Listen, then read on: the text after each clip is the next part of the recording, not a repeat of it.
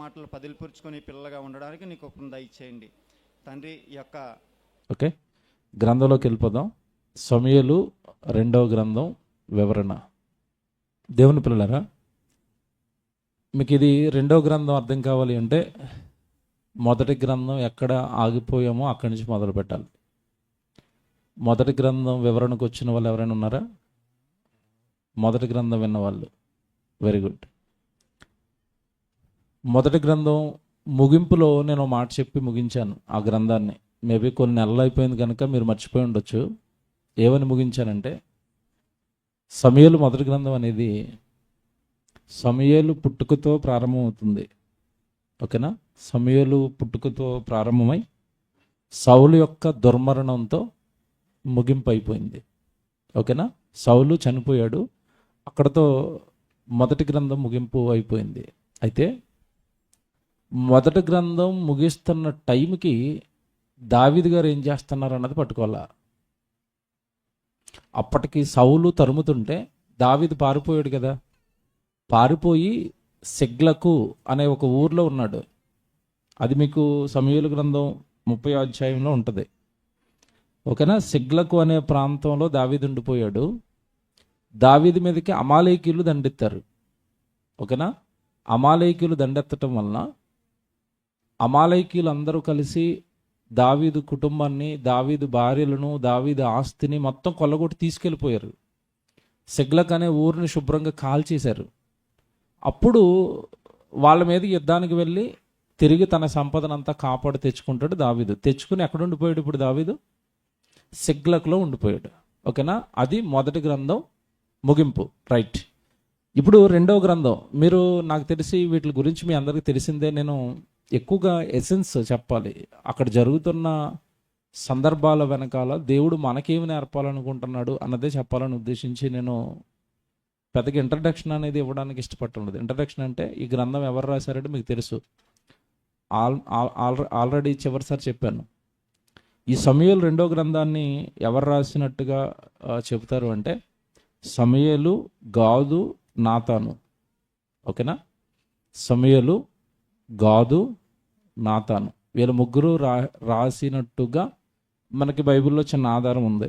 ఎక్కడుంది ఆధారం అంటే దినవృత్తాంతాల మొదటి గ్రంథం 29వ అధ్యాయం 29వ వచనం. ఓకేనా? సమూయేలు 2వ గ్రంథాన్ని సమూయేలు, గాదు, నాతాను వీరు ముగ్గురు రాసినట్టుగా మనం చెప్పొచ్చు. దీనికి ఆధారం దినవృత్తాంతాల మొదటి గ్రంథం 29వ అధ్యాయం 29వ వచనం. ఒకసారి చదువుతారు అది. 29వ అధ్యాయం దినవృత్తాంతాల మొదటి గ్రంథం 29వ వచనం. రాజైన దావీదునకు అతడి రాచరికమును అంతటిని గూర్చియు పరాక్రమమును గూర్చియు అతడు ఇశ్రాయేలునకు దేశముల రాజ్యములన్నిటికీ వచ్చిన కాలములను గూర్చియు దీర్ఘదర్శి సమూయేలు మాటలను బట్టి చూసారా, దీర్ఘదర్శి సమూయేలు మాటలను బట్టి, ప్రవక్తయగు నాతాను మాటలను బట్టి, దీర్ఘదర్శకు గాదు మాటలను బట్టి వ్రాయబడి ఉన్నది. చూసారా, వీళ్ళ ముగ్గురు రాశారట. సమూయేలు, తర్వాత గాదు, ఆ తర్వాత నాతాను. ఓకేనా? వీళ్ళ ముగ్గురు ఈ గ్రంథాన్ని రాశారు. ఓకే, ఎప్పటి నుంచి రాయబడిందంటే సుమారుగా క్రీస్తుకు పూర్వం 1004 నుండి క్రీస్తుకు పూర్వం 971 ఈ మధ్యకాలంలో రాయబడినట్టుగా అంచనా. ఓకేనా? క్రీస్తుకు పూర్వం 1004 నుండి క్రీస్తుకు పూర్వం 971 ఈ మధ్యకాలంలో ఈ గ్రంథం రాయబడినట్టుగా అంచనా. ఓకేనా? ఇది చిన్నపాటి వివరణ. ఇక ఆ లోతుల్లోనికి వెళితే మనకు అవసరం లేదు. ఏం రాయబడింది అన్నది మాత్రం, రాయబడిన క్యారెక్టర్లు మనకి ఏం నేర్పుతున్నాయి అన్నది మాత్రం ఆలోచిద్దాం. ఓకే, మీరు ఇప్పటి నుంచి జాగ్రత్తగా బైబిల్ వినవలసింది ఏంటంటే, సమూయేలు 2వ గ్రంథం ప్రారంభం నుంచి కూడా మనకు కనబడే వ్యక్తి ఎవరు అంటే దావీదు. దావీదు చుట్టూనే క్యారెక్టర్లన్నీ తిరుగుతాయి. దావీదు చుట్టూనే మనుషులందరూ తిరుగుతూ ఉంటారు. ఎక్కువగా దేవుడు దావీదు జీవితాన్ని ఏమంటే చాలా క్షుణ్ణంగా రాయించాడు ఈ గ్రంథంలో. దావీదు జీవితంలో ఉన్న గొప్పతనాలు, దావీదు జీవితంలో ఉన్న నీతి న్యాయాలను జరిగించే విధానం నిజంగా రండి, నేను దీన్ని ధ్యానిస్తున్నప్పుడు చెప్పాలి అని అసలు దావీదు మీద నాకు చాలా ఇష్టం, ఎంత ఇష్టం కలిగిందంటే అంత ఇష్టం కలిగింది. ఎందుకో ఈరోజు మీకు అర్థమవుతుంది అది. నేను ఇప్పుడు ఈ గ్రంథపు వివరణలోకి వెళ్ళిన తర్వాత దావీదు ఇంత గొప్పడా, మనుషుల్లో కూడా ఇంత గొప్ప మనసు కలిగిన మనుషులు ఉంటారా అని ఆశ్చర్యం వేస్తుంది. మనుషులలో ఇంత నిజాయితీ మనసు, నిజాయితీతో కూడిన మనస్సు కలిగిన మనుషులు ఉంటారా? మనసు ఎంత నిజాయితీగా ఉంటుందా మనిషిది అని దావీదు జీవితం మనకు ఆశ్చర్యాన్ని కలిగిస్తుంది. మనం వివరాల్లోకి త్వరగా వెళ్ళిపోదాం. సమూయేలు మొదటి గ్రంథంలో రెండో గ్రంథం మొదటి అధ్యాయం ఏం జరుగుతుందంటే, దావీదు సిగ్లక్లో ఉన్నప్పుడు అమాలేకులను అంతం చేసేసి తిరిగి మళ్ళీ సిగ్లక్కి వచ్చేసాడు. తన ఆస్తిని, భార్యలను, పిల్లల్ని అందరినీ తిరిగి తెచ్చుకొని సిగ్లక్ అనే ప్రాంతంలో కాపురం ఉంటున్నాడు. మొదటి అధ్యాయంలో జరుగుతున్నది అదే. చదువుతాను చూడండి, మొదటి రోజు చదువుతున్నాను. దావీదు అమాలేకులను అంతం చేసి తిరిగి వచ్చెను. సౌలు మృతి పొందిన తర్వాత అతడు సిగ్లకులో 2 దినములు ఉండెను. తెలుసు కదా, సిగ్లక్ అంటే అదే అమాలేకులు పాడు చేసిన ఊరు అది. సో తిరిగి వచ్చి అక్కడ కాపురం ఉండిపోయాడు. కాపురం ఉండిపోయిన తర్వాత 3వ దినం 2 రోజులు అక్కడ కాపురం ఉండగానే జస్ట్ 1 డే తర్వాత ఒక భయంకరమైన దుర్వార్త దావీదుకు తెలిసింది. ఏంట దుర్వార్త అంటే, సౌలు చనిపోయాడు. తెలుసు కదా మీకు, డెడ్ ఎండ్లో, ఇక్కడ మొదటి గ్రంథం డెడ్ ఎండ్లో 31లో ఎవరు చచ్చిపోయారు? సౌలు చచ్చిపోయాడు. ఆ వార్త 3 రోజుల తర్వాత నీకు తెలిసింది దావీదుకి. ఇంతకీ వార్త ఎవరు పట్టుకొచ్చారో తెలుసా? సౌలును ఎవరైతే చంపాడో వాడు దావీదు దగ్గరికి వార్త పట్టుకుని వచ్చాడు, నేనే సౌలును చంపానని. ఓకేనా? జాగ్రత్తగా వినాలి, చదువుతానే, ఇది ఇంపార్టెంట్ మాత్రం చదువుతూ వెళ్తాను, జాగ్రత్తగా వినండి. 3వ వచనం, 3వ దినమున 2వ వచనం అండి. 3వ దినమున బట్టలు చింపుకుని తల మీద బుగ్గు పోసుకుని ఒకడు సౌలు నద్దకు దండులోనికి వచ్చెను. అతడు దావీదును దర్శించి నేలను సాగిలపడి నమస్కారం చేయగా, దావీదు నీవు ఎక్కడి నుండి వచ్చితివని అడిగిన. అందుకు వాడు, నేను ఇశ్రాయేలు సైన్యంలో నుండి నేను తప్పించుకుని వచ్చి తిని జరిగిన సంగతులేవో నాతో చెప్పమని దావీదు సెలవీయగా, వాడు, జనులు యుద్ధమునందు నిలవలేకపోయిరి, అనేకులు పడి చచ్చిరి, సౌలును అతని కుమారుడైన యోనాతాను మరణమైరి అనెను. ఎవరెవరు చచ్చిపోయారట? సౌలు, అతని కుమారుడైన యోనాతాను. ఇది యోనాతాను గురించి మీరు జ్ఞాపకం తెచ్చుకోవాలి. ఇది అర్థం కావాలంటే బ్యాక్ హిస్టరీ జ్ఞాపకం వస్తూ ఉండాలి. ఈ యోనాతానికి దావీదుకి చాలా మంచి బంధం ఉంది, తెలుసు కదా. వీళ్ళిద్దరు చాలా క్లోజు. అనేక సార్లు సౌలు చంపాలి అని అనుకున్నప్పుడు దావీదును తప్పించింది ఎవరు? యోనాతానే. గుర్తొచ్చింది కదా, అదంతా బ్యాక్ హిస్టరీ. మొదటి గ్రంథం అంతా రన్ అవుతూ ఉంటేనే ఇది బాగా అర్థమవుతుంది. నేను మ్యాక్సిమం జ్ఞాపకం చేస్తాను, మీకు జ్ఞాపకం చేసుకుంటూ వెళ్ళండి, ఆలోచిస్తూ వెళ్ళండి. ఈ యోనాతాన్ అంటే దావీదుకు చాలా ఇష్టం. తాను ఇష్టపడిన యోనాతాను చచ్చిపోయాడు, తనని చంపాలని చూసిన సౌలు చచ్చిపోయారండి, ఇద్దరు చచ్చిపోయారు. ఆ వార్త వినగానే 5వ వచనంలో దావీదు రియాక్షన్ చూడండి. 5వ వచనంలో, సౌలును అతని కుమారుడైన యోనాతానును మరణమైరని నీకెలా తెలిసిందని దావీదు వాడిని అడగగా, వాడు ఎట్లనను, గిల్బోవా పర్వతమునకు నేను అకస్మాత్తుగా వచ్చినప్పుడు సౌలు తన ఈట మీద ఆనుకొని ఉండెను. అతడు రథములను రౌతులను తన వెంట తగులుచుండుట చూచి వెనకకు తిరిగి నన్ను కనుగొని పిలిచాను. అందుకు చిత్తము నా ఏలును వాడాలని నేను అంటిని. ఏమండి, ఇది అంతా ఎందుకు చదువుతున్నానో మీకు అర్థమవుతుంది. నేను అంత చదివితే అవ్వదు, కానీ ఇది చదవాలి, ఖచ్చితంగా చదవాల్సిన సందర్భాలు చదువుతాను, మీరు జాగ్రత్తగా వినాలి. నెక్స్ట్, నీవెవడవని అతను అడుగగా, నేను అమాలేకీయుడని చెప్పి. ఇతను ఎవరు? అమాలేకీయుడు. Note this. ఒక ప్రశ్న వస్తుంది ఇప్పుడు మీకు ముందుకెళ్ళేసరికి, ఎందుకంటే మతోన్మాదులు ఎలాంటి ప్రశ్నలు అడుగుతున్నారు. బైబిల్లో ఉన్న ఇలాంటి సందర్భాలను చదివి వాళ్ళు మతోన్మాదులు ప్రశ్నలు వేస్తున్నారు. సమాధానాలు చెప్పాలి అంటే మనం ఆలోచిస్తూ వెళ్ళాలి. వీడెవడు ఈ వార్త పట్టుకొచ్చిన వాడు అంటే అమాలేకీయుడు. రైట్, నోట్ చేసుకోండి. నెక్స్ట్, అతడు, నా ప్రాణం ఇంకా నాలో ఉన్నది కానీ తల త్రిప్పు చేత నేను బహుబాధపడుచున్నాను. నీవు ఆ దగ్గర నుండి నిలవబడి నన్ను చంపుమని సౌలు సెలవీయగా, ఇలాగు పడిన తర్వాత అతడు బ్రతకడని నేను నిశ్చయించుకుని అతని దగ్గర నిలిచి అతనిని చంపి తిని. Note this. ఇప్పుడు అమాలేకీయుడు ఎవరిని చంపేశాడు? సౌలుని చంపాడు. సౌలుని చంపాడు. చంపమని ఎవరు అడిగారు? సౌలే అడుగుతున్నాడు. నేను బాధ తట్టుకోలేకపోతున్నాను, నా తల తిరుగుతుంది, కొంచెం నన్ను చంపేయని అడిగాడా? రైట్. ఇప్పుడు వీడు చంపేశాడు. ఈ వార్త తట్టుకుని ఎవరి దగ్గరికి వచ్చాడు? దావీదు దగ్గర. దావీదు అంటాడు, నువ్వు ఎందుకు చంపావు అంటాడు దావీదు. మీకు అర్థమైందా? అతను అభిషేకించిన వాడురా, నువ్వెందుకు చంపావు? రాజు నువ్వెందుకు చంపావు? నువ్వు చంపానన్న మాట నీ నోట ఉంది గనక నీ మాటను ఖాయం చేసుకుని ఈ నటికలు చంపేంటారు అన్నాడు దావీదు. ఇక్కడ విషయం ఏంటి తెలుసా? నేను చెప్పాలనుకున్న విషయం ఏంటి తెలుసా? దావీదుకి సౌలు ఫ్రెండా పగోడా? ఆలోచించాలి బాగా. సౌలుకి వీళ్ళిద్దరికి ఫ్రెండ్సా, లేకపోతే సౌలు చంపడానికి తరుగుతున్న శత్రువా? శత్రువు చచ్చిపోయాడంటేనే ఆనందపడాలి. శత్రువును చంపినోడు వచ్చాడు అంటే ఏం చేయాలి దావీదు? సంతోషించాలి, ఆనందించాలి, వాడికి సన్మానం చేయాలి. నా ప్రాణాన్ని తీయ చూచిన వాడిని చంపావంటే బాబు నీకు ఎంత ఆస్తి కావాలరా, ఏం డబ్బులు కావాలరా అని అడగాలి. కానీ దావీదు ఏమంటున్నాడు? ఎందుకురా చంపావంటున్నాడు. ఏంటిది? మీరు ఆలోచించాల, బుర్ర పాడైపోద్ది. అసలు దావీదులో ఉన్న మనస్సును ఒకసారి మీరు బయటకు తీసి ఆలోచించండి. నువ్వెవరు? నా ప్రభు అంటాడండి. సౌలుని ఏమంటాడు తెలుసండి? చంపటానికి తిరుగుతున్న వాడిని ఏమంటున్నాడండి? నా ప్రభు. అదేం మనసు అండి? అదేం మనసు అది? అంటే ఒకప్పుడు నన్ను చేరదీశాడు. గొర్రెల కాపరిగా ఉన్నప్పుడు రాజరేపు కోటలోనికి నన్ను తెచ్చింది ఇతనే. నన్ను ప్రారంభంలో నా స్థితి బాగోలేనప్పుడు నిలవబెట్టింది అతనే. అతను ఏదో పాడైపోయాడు కదా, అతని మనసు ఏదో పాడైపోయింది కదా అని నేను నాకు చేసిన మేలు మాత్రం మర్చిపోను. That's it. బాగా నేర్చుకోవాలి దావీదుని మీరు.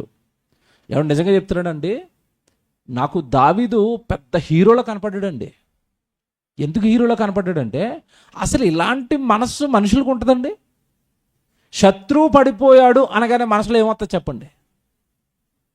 భలే చచ్చాడు రా, నన్ను చంపాలనుకున్నాడు, ఆడు చచ్చాడా, పోలే ఆడు చేసింది ఆడి నేతి మీదకి వచ్చింది. మన రెఫరెన్స్ వాడతాం మనం, అంతే కదా. వెంటనే మనకి బైబిల్ రెఫరెన్స్లు గుర్తొచ్చేస్తాయి. ఎవడన్నా పాడైపోయాడు అనేసరికి బైబిల్ రెఫరెన్స్లు గుర్తొచ్చేస్తాయి మనకి. పాడైపోయాడు అనగానే మన చెవులకి వింపుగా ఆనందంగా ఉంటుంది. ఆ భలే పోయాడు రా, ఆడు అలాగపోతాడు, అంతే, ఆడు మంచోడు కాదు. ఇక్కడ మీరు బాగా ఆలోచిస్తేనండి, నువ్వు సౌలుని ఎందుకు చంపేవంటున్నాడు దావీదు? నువ్వెవడవరా చంపడానికి? నువ్వెవడవి చంపడానికి? అతను అభిషేకించబడిన వాడు, మా రాజు, మా ప్రభువు. చూసారండి ఆ బాండింగ్? చూసారా? అంటే ఇక్కడ మీకు మాట చెప్తానండి, మీరు అందరూ నేర్చుకోవాలి. ఇది మీ అందరి మనసుల్లో ఉండాలి. దావీదు సౌలుకి దేనిని బట్టి అంత వెయిట్, అంత గౌరవం, అంత మర్యాద, అంత లోబడుతున్నాడు? దేనిని బట్టి చెప్పండి? ఒకటే రీజన్, అతనిని దేవుడు, దట్స్ ఇట్, అంతే.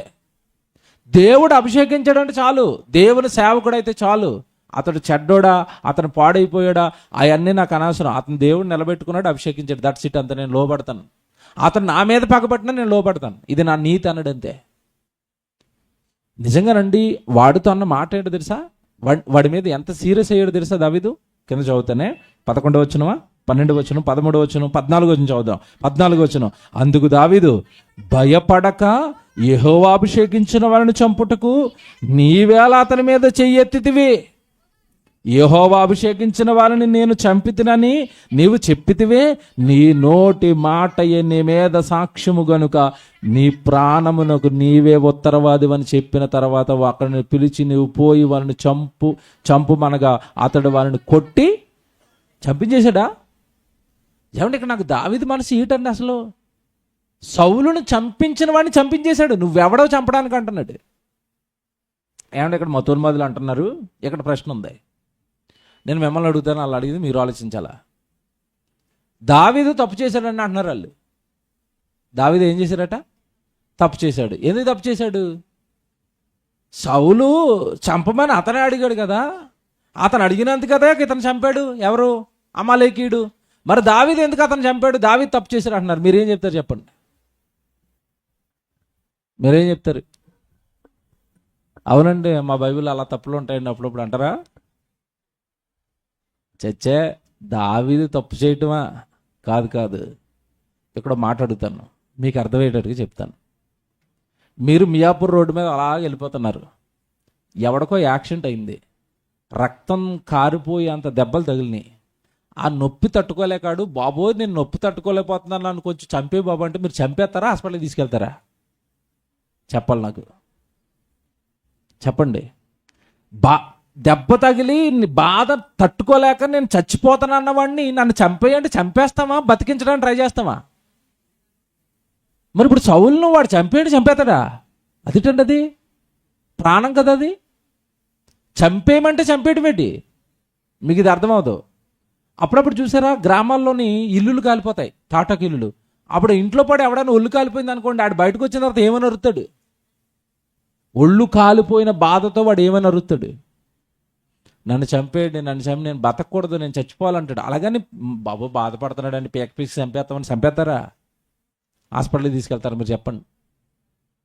బతికించాలి కదండి, చచ్చిపోయేవాడిని చంపేయడం ఏంటి? అందుకే అంటున్నాడు, నువ్వు హత్య చేశానన్నావు గనుక నీ నోటి మాటే నీ ప్రాణానికి సాక్ష్యం, ఉత్తరవాది నువ్వే, నీ ప్రాణానికి ఉత్తరవాది నువ్వు చంపేనా, నువ్వే ఒప్పుకున్నావు కాబట్టి చంపుతున్నాడు. ఇప్పుడు దావీదు తప్పే ఉంది? చంపుతారండి మనిషిని అలాగా? రాజా ఎక్స వయ్య జడ్డ పక్కన పెడదాం, నన్ను చంపేయండి చంపేస్తారా? ఇది వాడు చేసిన పాపం కనుక దావీదు కరెక్ట్గా వాడికి ఏం చేశాడు?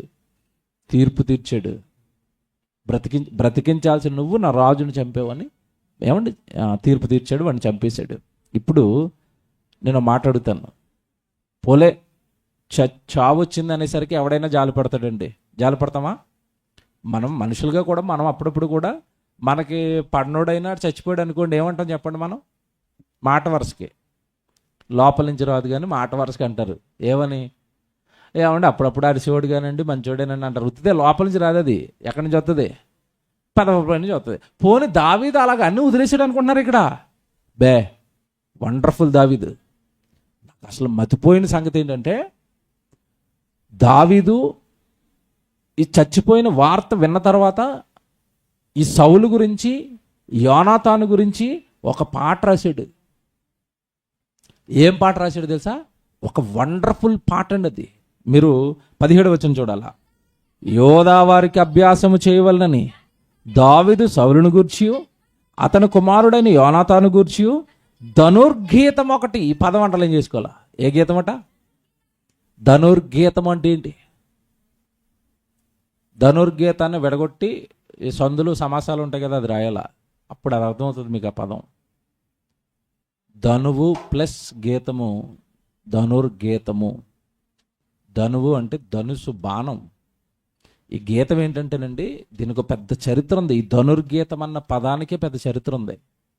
ధనుర్గీతం అంటే ఒకప్పుడు సౌలు చేసిన యుద్ధ వీరత్వాన్ని గురించి, యోనాతాను చేసిన యుద్ధ వీరత్వాలను గురించి, అంటే వాళ్ళు దేవుడికి తెచ్చిన విజయాలనన్నీ పాట కింద రాసి మీరందరూ సౌలును మీరందరూ యోనాతానును పొగడాలి అని వాళ్ళందరి చేత సౌలును యోనాతానును పొగడించడానికి పాట రాశాడు. ఎవరు? ఎందుకంటే ఆల్రెడీ ఇతను ఎవరు? దావీదు అనగానే పాటలు రాస్తాడు, మీకు తెలుసు కదా, కీర్తనకారుడు. ఇప్పుడు పాటలు రాసే ఆయనకి అలవాటు ఏముంటుందంటే ఏది చూసినా పాట రాస్తాడు. జాన్సన్ అని చూడండి, ఎవడైనా చచ్చిపోయాడు అంటే పాట రాస్తాడు, పువ్వు కనబడిందంటే పాట రాస్తాడు. జాన్సన్ అంటే తెలుసు కదా మీకు. ఆయన పుట్టిన పాటలన్నీ కూడా ఏదో కళ్ళ ముందు ఎదురవుతున్న సంఘటనలే. ఒక అతను ఫోన్ చేసి మా ప్రిన్సిపలే, అన్నయ్య నాకు కొడుకు పుట్టాడు అన్నాడు. అంతే, ఆగుబాబు అన్నాడు. అతను లైన్లో పెట్టి పాట కట్టాడు. నువ్వు పుట్టాకే తెలిసింది ఒక తండ్రి అనుభవం. పాట తెలిసి అది మీకు ఎలా పుట్టిందో. నాకు కొడుకు పుట్టాడు అనగానే ఇప్పుడు నీకు దేవుడు అర్థమవుతాడు బాబు. కొడుకు పుడితే తండ్రి ప్రేమ ఏంటో బయటకు వస్తుంది. కొడుకు తప్పులు చేస్తే తండ్రి ఎలా భరించాలో బయటకు వస్తుంది. ఇప్పుడు నీకు దేవుడు అర్థమవుతాడని అతను లైన్లో పెట్టి ఆ పాట రాశాడు. అంటే ఈ పాటలు రాసే వాళ్ళు అలవాటు ఎలా ఉంటుందంటే, వాళ్ళ కళ్ళ ముందు ఏ సంఘటన రాసినా దాన్ని బేస్ చేసుకుని ఏం రాస్తారు? పాట రాస్తారు. ఇప్పుడు సౌలు యోనాతాను చచ్చిపోగానే వెంటనే దావీదు పాట రాశాడు. పాట రాసి ప్రజలందరికీ చెప్పి, మీరు ఈ పాట ద్వారా సౌలును యోనాతానును మీరు కీర్తించాలి. ధనుర్గీతం అంటే అది. ఓకేనా? సౌలు యుద్ధ వీరత్వాన్ని గురించి, అలాగే యోనాతాను యుద్ధం చేసిన వీరత్వాన్ని గురించి మీరు పొగుడుతూ ప్రజలందరికీ వాళ్ళ కీర్తిని చాటింప చేయాలి అన్నాడు. ఏమండి మీకు ఏం అర్థమవుతుందో? సౌలు గురించి మళ్ళా చెప్తున్నాను. సౌలు చంపడానికి ఎత్తుకున్నాడు ఎవరిని? దావీదుని. చచ్చిపోయిన తర్వాత అతని మీద పాట రాయించి అతను పొగిడిస్తున్నాడు ప్రజల చేత. ఎవరికైనా ఇంత మంచి మనసు ఉంటుందండి? చచ్చాడులేండి, ఏదో తప్పుడు చావు చచ్చాడు, అయిపోయింది, ఇంక మళ్ళీ ఎందుకండి అనుకోవాలి. అనుకోకుండా మీరు సౌలును కీర్తించండి, సౌలును గణపరచండి. అతను మన రాజు, ఒకప్పుడు మన సేవకుడు, ఒకప్పుడు మన కొరకు దేవుడు అభిషేకించిన అభిషిక్తుడు. అతను చచ్చిపోయాడు, మనం ఆయన్ని మర్చిపోకూడదు, ఆయన గురించి పాటలు పాడాలి, ఆయన్ని కీర్తించాలి. ఏంటండి అసలు దావీదు మనసు ఏంటండి? మీరు ఆలోచించండి. నాకు అసలు చదువుతున్నప్పుడు ఇంత మంచి మనసా దావీదుకి, ఇంత గొప్ప ప్రేమ దావీదుకి సేవకుడు అంటే. నా ప్రభు, నా సేవకుడు, నా ఏలినవాడు అంటాడు. అంతకు ముందు సందర్భాల్లో మీకు తెలుసు కదా, తరమడానికి వచ్చిన ప్రతిసారి సౌలును ఏమని పిలుస్తాడు? నా ప్రభువా, నా ఏలినవాడా, నేను కుక్కను కదా, మిన్నల్లిని కదా అన్నాడు. గుర్తొచ్చింది ఆ సందర్భాలు? చంపడానికి వచ్చినోడిని ఎవడండి అంత ఒబిడనక, నా ప్రభువా నన్ను ఎందుకయ్యా చంపుతా, ఎవరైనా అంటారండి ఇలాగా? కోపం చూపిస్తారు, పగ పెట్టుకుంటారు, ద్వేషం పెట్టుకుంటారు, లేదా చచ్చిపోవాలని కోరుకుంటారు. ఇతనేటండి అసలు చచ్చిపోవడానికి? ఏమంటే దావీదు మనసు చెప్తానండి, నోట్ చేసుకోండి ఇది. నా పగవాడు కూడా నా కళ్ళ ముందు ఎలాంటి అపాయము చూడకూడదు, నా శత్రువుకు కూడా అన్యాయం జరగకూడదు, నా శత్రువు కూడా బాగుండాలి, నా శత్రువు కూడా క్షేమంగా ఉండాలని కోరుకునే మనసు అండి. అమ్మ బాబు చూపిస్తాను ఈరోజు దావీదుని. నేను మామూలు దావీదు కాదండి. అసలు అంత మంచి మనసు ఎలాగొచ్చిందో నాకు ఇప్పటికీ చదువుతున్నప్పుడు, ఆలోచిస్తున్నప్పుడు నాకు నిజంగా కళ్ళంప నీళ్లు తిరిగాయి. ఒక వ్యక్తి, ఒక మనిషి శత్రువుని ఇంత ఘనంగా ప్రేమించగలడా? ఇంత ఘనంగా చంపుతానన్న వాడిని ప్రజలలో మీరు కీర్తించండి అని పాట రాస్తాడా? చచ్చిపోయిన ఆయన మీద, చంపుతానన్న ఆయన మీద పాట రాస్తాడా? ఎంత ప్రేమండి! దేవుడిని ఎంత బాగా అర్థం చేసుకున్నాడండి. దేవుడు అభిషేకించిన వాడు అంటే ఎంత భయపడుతున్నాడండి, ఎంత విలువిస్తున్నాడు చూసారా? విలువ. దేవుడు అభిషేకించిన వాడు అనగానే విలువ. దేవుని పిల్లలారా, గీతం రాశాడు, యోధా వాళ్ళందరికీ ఇచ్చేసాడు, మీరందరూ ఖచ్చితంగా ఈ పాట పాడాలి అని చెప్పాడు. అందరితోనే ఈ పాటలు పాడించాడండి. పాటలో ఏమని రాశాడు తెలుసా?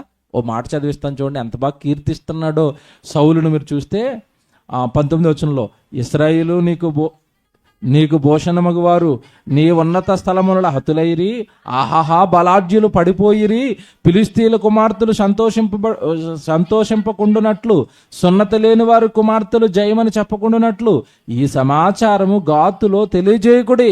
ఎవరికి చెప్పకండి అన్ని జనులకి మా రాజు చచ్చిపోయాడని, భలే చచ్చాడు అని అన్ని జనులు మన రాజు గురించి తప్పుడుగా మాట్లాడుకుంటారు. ఏంటండి, ఇతను చచ్చిపోయాడన్న వార్త కూడా మీరు అన్ని జనులు చెప్పడానికి కుదరదని పాట రాస్తున్నాడు. ఎక్కడ మీరు వీధుల్లో ప్రకటన చేయకండి, గిల్బోవ పర్వతములారా మీ మీద మంచైనను వర్షమైనను ప్రథమ ఫలార్పణకు తగిన పరులైనను చేనులైనను లేకపోవును గాక, బలాఢ్యుల డాళ్ళు అవమానముగా పారవేయబడిను. చూసారా, వాళ్ళు వాడిన యుద్ధ సామాన్లు అక్కడిక్కడ పడిపోయినాయి. నా రాజు వాడిన కత్తి, నా రాజు వాడిన డాలు అక్కడిక్కడ పడిపోయినాయి, నా రాజు వాడిన వస్తువులు పడిపోయినాయి. ఏంటండి, శత్రు వస్తువుల మీద కూడా ప్రేమట. అంటే మీరు ఇక్కడ తీవ్రంగా ఆలోచిస్తే దావీదు మనసులో సౌలు మీద ఎక్కడ ఇంత కూడా నా పగవాడు అన్న భావన రాలేదా? వస్తే పాట రాస్తాడా? రాయడండి. ఇప్పుడు మనకేం అర్థం అవ్వాలి చెప్పాలి దావీదుని బట్టి? అభిషేకింపబడిన వాడు ఎవరు చెప్పండి? ఇప్పుడు ప్రజెంట్ మన కళ్ళ ముందు అభిషేకింపబడిన వాళ్ళు ఎవరు?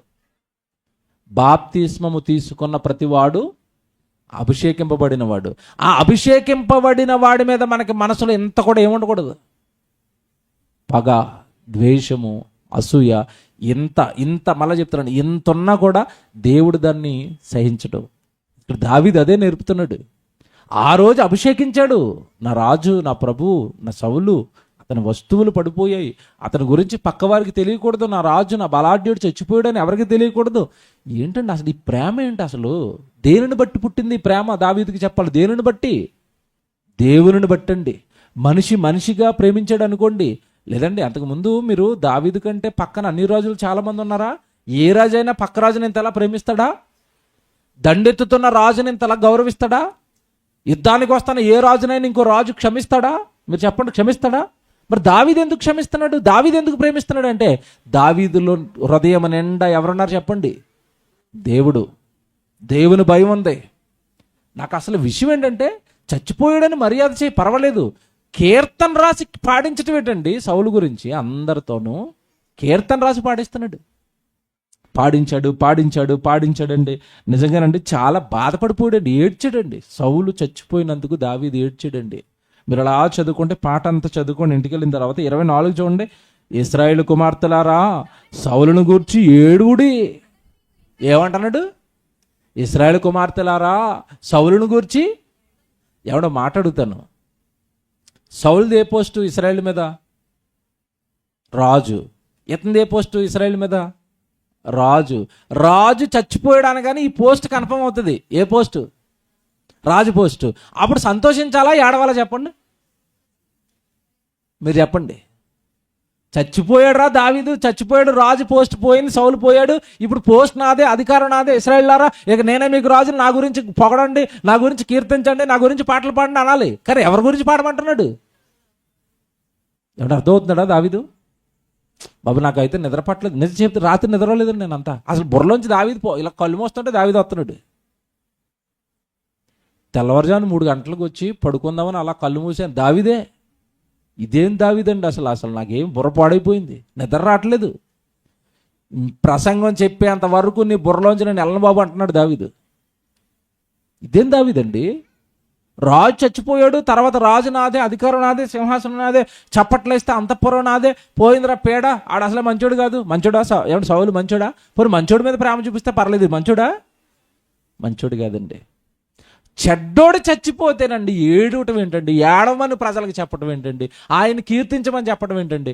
ఏమన్నా నేను మాట్లాడుతాను, మీరు హృదయపూర్వకంగా చెప్పండి నాకు ఒక విషయం. ఏ విషయం చెప్తారంటే, మీకు పొగడ్తా వచ్చే టైంలో ఆ పొగడ్త నాకు వద్దు, ఇంకొకరికి ఇవ్వండి అని ఎవడైనా అంటాడా? మీరు చెప్పండి. నన్ను ఏం పొగుడతారండి, ఈయన పొగడండి నా ప్లేస్లో అంటాడేటి ఎవడైనా? నా పేరు చెప్పలేదు అంట మనం. నేనేం చెప్పండి. నన్ను గుర్తించలేదు, నా పేరు చెప్పలేదు, నన్ను పొగడలేదు అంట మనం. ఆయన ఎవరిని పొగడమంటున్నాడు? ఆయన మంచోడా? చెడ్డోడైనా పర్లేదు, సౌలు మన రాజు అండి, మీరు పొగుడుకోండి, ఆయన గురించి ఆడవండి. ఏం దావీదండి? ఇదేం దావీదండి అసలు? అందుకే నాకు అర్థమైంది ఏంటంటే, దావీదు చిగురు నుండి, దావీదులో నుండే దావీదు కుమారుడుగా ఎవరు రావాలి? ఎందుకు రావాలంటే ఇది టాప్ క్యారెక్టర్. ఇది దావీదు అంటే చిన్నోడా? శత్రువును ప్రేమించడం ఏంటండి? శత్రువును పొగడడం అంటే ఏంటండి? శత్రువుకు పాట రాయటం ఏంటండి? శత్రువును పొగడమని ప్రజలకు చెప్పడం ఏంటండి? శత్రువుని గురించి ఏడమని చెప్పడం ఏంటండి? ఎవడంటాడు చెప్పండి? ఎవడన్నా అంటాడా? నాకు అసలు పిచ్చెక్కిపోయాడు దావీదు. బాబోయ్, ఏమన్నా నీకు మాట్లాడగనా? మనం దావీదులో మారిపోతే ఎలా ఉంటా చెప్పండి? మనం దావీదులో మారిపోతే మనకి శత్రువులు ఉంటారా? మనకి పగోళ్ళు ఉంటారా? మన హృదయం నిండా ఎవరి మీద ఈర్ష్య ఉంటుందా? కక్ష ఉంటుందా? ఎవడైనా పాడు చేయాలని మనసు ఉంటుందా? ఎవరికైనా అన్యాయం చేయాలని ఉంటుందా? ఉండదండి. కానీ ఇక్కడ విషయం ఏంటంటే, దావీదు మనసుకు ఉప్పొంగిపోయాడు. దేవుడు ఉప్పొంగిపోయాడు. ఏంటి దావీదు నీ మనసు? నిన్ను చంపడానికి వాడు తిరిగితే వాడి మీద పాట రాసావా? అమ్మ బాబోయ్ దావీదు అంటున్నాడు దేవుడు. సరేండి, ఏమండి దేవుడికి మనం నచ్చేది ఇలాంటి చోటే. నాకు కొడుకువయ్యా నువ్వు అంటాడంతే, నాకు కూతురు అమ్మ నువ్వు అంటాడంతే దేవుడు. ఇలాంటి చోటే. శత్రువును కూడా ప్రేమిస్తావా? శత్రువును కూడా క్షేమాన్ని ఇస్తావా? శత్రువు కూడా సాయం చేస్తావా? శత్రువును కూడా పొగడగలవా? శత్రువుని పొగడగలవా? నేను గుండెల మీద చేసుకుని చెప్పండి, మీకు ఎవరో ఉంటారు లోపల మెదులుతూ ఉంటారు, నేను వాళ్ళని పొగుడుతానన్న వాళ్ళు చేయొద్దండి. పొగట్టం కాదు, చాలా మందికి మాట్లాడడానికే మనసు రాదు, ముందుకే రారు, వందనాలే చెప్పరు. ఇంక పొగడతలా? వాళ్ళ గురించి పాటలు రాస్తారా? వాళ్ళని కీర్తిస్తారా? శత్రువుల్ని. బుర్ర పాడైపోయింది దావీదు. బాబోయ్ ఇదేం దావీదు అంటే, నాకు ఇంతకాలం ఇంకోలాగా అర్థమయ్యాడు, ఇలాగ అర్థమవుతున్నాడు దావీదు. శత్రువుని ప్రేమించటంలో టాపు, శత్రువుడి గురించి పాటలు రాయటంలో టాపు. ఏంటండి దావీదు? ఇప్పుడు చెప్పని ఇంకా అవ్వలేదు. మీరు ఇశ్రాయేలు కుమార్తెలారా సౌలుని గురించి అడవండి, అతను మీకు ఇంపైన రక్తవర్ణపు వస్త్రములు ధరింపజేసిన వాడు, బంగారు నగలు మీకు పెట్టినవాడు. అదేంటండి అది? మీకు ఏమర్థమైంది? నాకు ఇక్కడ బొరపాడైపోయింది. ఇశ్రాయేల్ అందరిని పిలిచి, అతడు మీకు రాజు కదా, మీకు అప్పుడప్పుడు ఏమైనా బంగారం పెట్టాడు కదా, అప్పుడప్పుడు మీకు బట్టలు ఇచ్చాడు కదా, మీరు రాజు చచ్చిపోతే మీరు ఏడవాలి కదమ్మా, మీరు రాజు గురించి గొప్పగా చెప్పాలి కదమ్మా అన్నాడు. ఏంటండి శత్రువులో ఉన్న మంచితనాలు బయటికి తెస్తున్నాడు ఏంటి? అతను చచ్చిపోయిన తర్వాత చెడ్డవాడిగా అతన్ని చిత్రీకరించకుండా చచ్చిపోయినవాడు చాలా మంచోడని ప్రజల చేత పొగిడిస్తున్నాడేంటి? అతడు మీకు బంగారం పెట్టినవాడు కదా. అతను బంగారం వీళ్ళకి ఎడితే దావీదుకి వచ్చిన ఒరిగింది ఏముంటా చెప్పండి? అది జ్ఞాపకం చేస్తే దావీదుకి ఏమన్నా మేలా? మీరు చెప్పండి. అతను మీకు బంగారం పెట్టినవాడు కదా, మీకు మేలు చేసినవాడు కదా. మీరు రాజు చచ్చిపోయాడు కదమ్మా, మీరు రాజు చచ్చిపోయాడు కదమ్మా, మీరు రాజు చచ్చిపోయాడు కదమ్మా. ఇంకా ఇంకోటి చూస్తారా? అతడు మీకు బంగారు నగలు పెట్టినవాడు కదా, యుద్ధరంగమందు బలాఢ్యులను పడి ఉన్నారు, ఉన్నతల స్థలములు యోహాను అతమాయను సహోదరుడా యోనాతాను. చూసారా ఏమంటున్నాడు? సహోదరుడా యోనాతాను, నీవు నాకు అతి మనోహరుడు అయి ఉంటివి. చూసారా మనలో ఎవరిని జ్ఞాపకం చేసుకున్నాడు ఇప్పుడు? చాలా ఇష్టం కదండి వీళ్ళిద్దరికి, మంచి బంధం కదా. యోనాతాను నా సహోదరుడా, నువ్వు అతి మనోహరుడు అయి ఉంటివి, నీ నిమిత్తము నేను బహు శోకము నొందుచున్నాను, నా యందు నీకున్న ప్రేమ బహు వింతైనది. ఇది అండర్లైన్ చేయండి. నీ యందు నాకున్న ప్రేమ బహు వింతైనది, స్త్రీ చూపు ప్రేమ కంటే అది అధికమైనది. అయ్యయ్యో, బలాఢ్యులు పడిపోయిరి, యుద్ధ సన్నద్ధులు నశించిపోయిరి. చూసారండి, కీర్తన అండి, పాట అండి. యోనాతాను గురించి, సౌలు గురించి ఎంత బాగా పాట పాడాడు చూసారా. ఇది మనకి మొదటి అధ్యాయం. ఓకేనా? ఒక అధ్యాయం అయిందా? ఎంతసేపు పట్టింది? అరగంట. ఒక అధ్యాయానికి అరగంట అంటే 24 అధ్యాయాలకి చెప్పండి 12 గంటల సెమినార్ ఇది. ముందు 6 గంటలు చెప్తాను, ఇప్పుడు తర్వాత 6 గంటలు. కూర్చుంటారా? మీకు ఫ్రంట్లో ఈ విషయాలు అర్థమైపోతానండి, మధ్యలోకి వెళ్ళిన తర్వాత స్పీడ్గా వెళ్ళిపోదాం. ఓకేనా? మొదట ఏం జరిగిందో మీకు బేస్ పడితే, బుక్ మీద స్టార్టింగ్లో ఏం జరుగుతుందో బుక్ మీద ఒక బేస్ పడితే మీకు నెమ్మదిగా తర్వాత అధ్యాయాలన్నీ ఈజీగా మీకు అర్థమైపోతాయి. ఒకటో అధ్యాయంలో ఉన్న విషయం ఇది. ఏంటి? సిగ్లకులో దావీదు ఉన్నాడు, చంపినవాడు వచ్చాడు, చంపినవాడిని చంపాడు, తర్వాత యోనాతాను సౌలును జ్ఞాపకం చేసుకుని ఒక కీర్తన రాశాడు. అయిపోయింది ఒకటో అధ్యాయం. ఎంత బాగుంది! ఇలాగ అధ్యాయాలన్నీ వచ్చేస్తే మీరు బైబిల్ ఎంత బాగా వస్తుందో ఆలోచించండి. ఇలాగ అధ్యాయాలన్నీ తెలిసిపోతే, మీకు ప్రతి అధ్యాయంలోనూ ఏముందో తెలిసిపోతే, బైబిల్ మీద ఒక గ్రిప్ ఉంటుంది, బైబిల్ మీద ఒక పట్టు ఉంటుంది. ఏ విషయం అడిగినా మనం చెప్పగలుగుతాం, తీయగలుగుతాం. అందుకే పాపం తమ్ముడోళ్ళు కష్టపడి 2 నెలలు 3 నెలల ముందు నుంచి అన్ని ఆలోచించుకుని పాపం వాళ్ళు నిద్రలేని రాత్రులు గడుపుతున్నారు. యాడ్లు చేయించడానికి, డిజైన్లు చేయించడానికి. అంత బైబిల్ రావాలన్నా బైబిల్ రావాలి. అందులో ఉన్న క్యారెక్టర్ల యొక్క గొప్పతనం మాకు తెలియాలి. దావీదు ఎంత నీతిమంతుడిగా కనపడుతున్నాడు మనకి. దావీదు యొక్క క్యారెక్టర్ ఎంత ఎత్తులో కనపడుతుంది ఈరోజు మనకి. ఒక అధ్యాయంలోనే ఇలా ఉన్నాడు కదా. 2వ అధ్యాయానికి వెళ్దాం ఇప్పుడు. 2వ అధ్యాయానికి వెళ్ళేసరికి ఇది జరిగిన తర్వాత యోధా పట్టణం అనేది ఒక పట్టణం తెలుసు కదా. దావీదును ఎక్కువగా యోధా పట్టణస్తులు, యూదులు మాత్రమే దావీదును తమ సొంతవాడిగా అంగీకరిస్తూ ఉంటారు, రాజుగా అంగీకరిస్తూ ఉంటారు. ఓకేనా? ఇశ్రాయేలు రాజుగా యాక్సెప్ట్ చేయరు ఇతన్ని. ఎవరిని? దావీదుని. ఎందుకంటే ఇతను ఏ గోత్రంలో పుట్టాడు? యోధా గోత్రం కనుక యూదులందరూ బాగానే ప్రేమిస్తారు, యూదులందరూ వెనకాల ఉంటారు దావీదు వెనకాల. ఇశ్రాయేల్ మాత్రం అప్పుడే యాక్సెప్ట్ చేయరు ఇతన్ని. ఎందుకంటే ఇశ్రాయేల్కి రాజుగా సౌలు పాలించాడు కదా. నెక్స్ట్ వాళ్ళు ఏ రీతిలో ఉన్నారంటే, మాకు నెక్స్ట్ సౌలు కొడుకు అన్నట్టుగా ఉంటారు వాళ్ళు. దావీదుని యాక్సెప్ట్ చేయరు ఇశ్రాయేలీలు. వీళ్ళిద్దరిని కలిపి పరిపాలించడానికి దావీదుకి చాలా కాలం పట్టింది. జాగ్రత్తగా వినాలి ఇవి. ఇద్దరిని కలిపి పరిపాలించడానికి దావీదుకు చాలా కాలం పట్టింది. మధ్యలో వాళ్ళు ఇంకొక రాజుని చేసుకున్నారు దావీదు ఉండగానే, సౌలు కొడుకుని. చూపిస్తాను ఇప్పుడు. ఈ 2వ అధ్యాయానికి వెళ్ళిపోతే, ఈ 2వ అధ్యాయంలో ఎప్పుడైతే సౌలు చచ్చిపోయాడో యోధా వాళ్ళు దావీదును రాజుగా అభిషేకం చేసేసుకున్నారు. స్పీడ్గా వెళ్ళాలి కనుక చెప్పుకుంటూ వెళ్తున్నాను, రాసుకోండి. 2వ అధ్యాయంలో ప్రధాన ఘట్టం ఏంటంటే, 2వ అధ్యాయం ప్రారంభంలో యోధా పట్టణస్థులు ఎవరైతే ఉన్నారో, యూదులు ఎవరైతే ఉన్నారో వాళ్ళందరూ కూడా దావీదు మాకు రాజు అని పట్టాభిషేకం చేసేశారు. ఎందుకంటే అక్కడ ఎవరు చచ్చిపోయారు? సౌలు చచ్చిపోయాడు కనుక ఇతనే మా రాజు అని వీళ్ళు అంగీకరించేశారు. ఎవరు? యూదులు. ఎక్కడ ఉంటుందంటే 4వ వచనం అది. అంతటా యోధావారు అక్కడికి వచ్చి యోధావారి మీద రాజుగా దావీదును పట్టాభిషేకము చేసిరి. ఇది అండర్లైన్ చేయండి. ఫస్ట్ పట్టాభిషేకం అనమాట ఇది. ప్రజలు చేయటం, యూదులు చేయటం. ఇప్పుడు యూదులకు రాజు అయిపోయాడు దావీదు.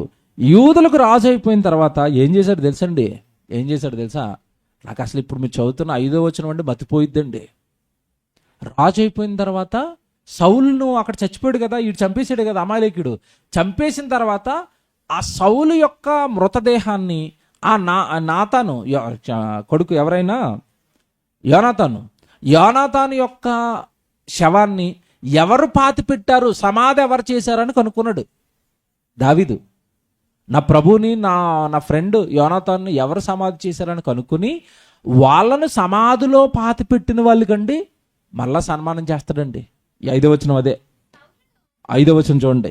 సౌలును పాతి పెట్టిన వారు యాదేష్కిలాదు వారిని దావీదు తెలుసుకుని యాదేష్కిలాదు వారి యొద్దకు దూతలను పంపి, మీరు ఉపకారము చూపి మీ ఏలినవాడైన సౌలును పాతి పెట్టిదురు గనుక యెహోవా చేత మీరు ఆశీర్వచనము నొందుదురుగాక.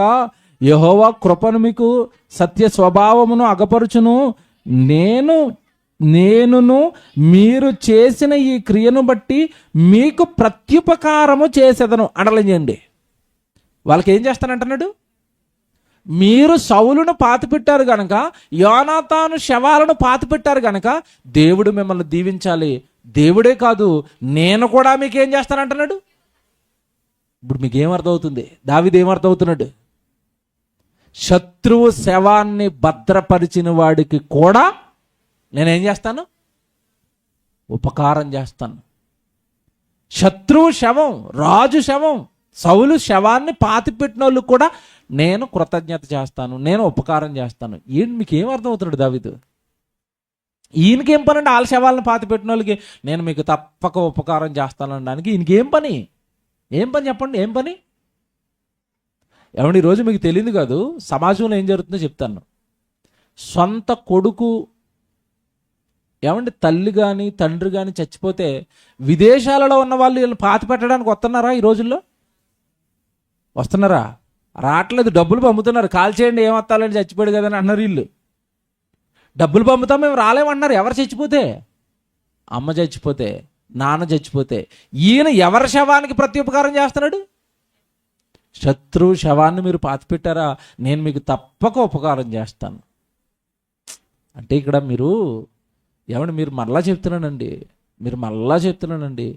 మీ మనసు గనక దావీదు మనసులా మారితే మీరు పరలోకం వెళ్ళిపోతారు. మనల్ని ద్వేషిస్తున్న వాళ్ళని కూడా ఏం చేద్దాం?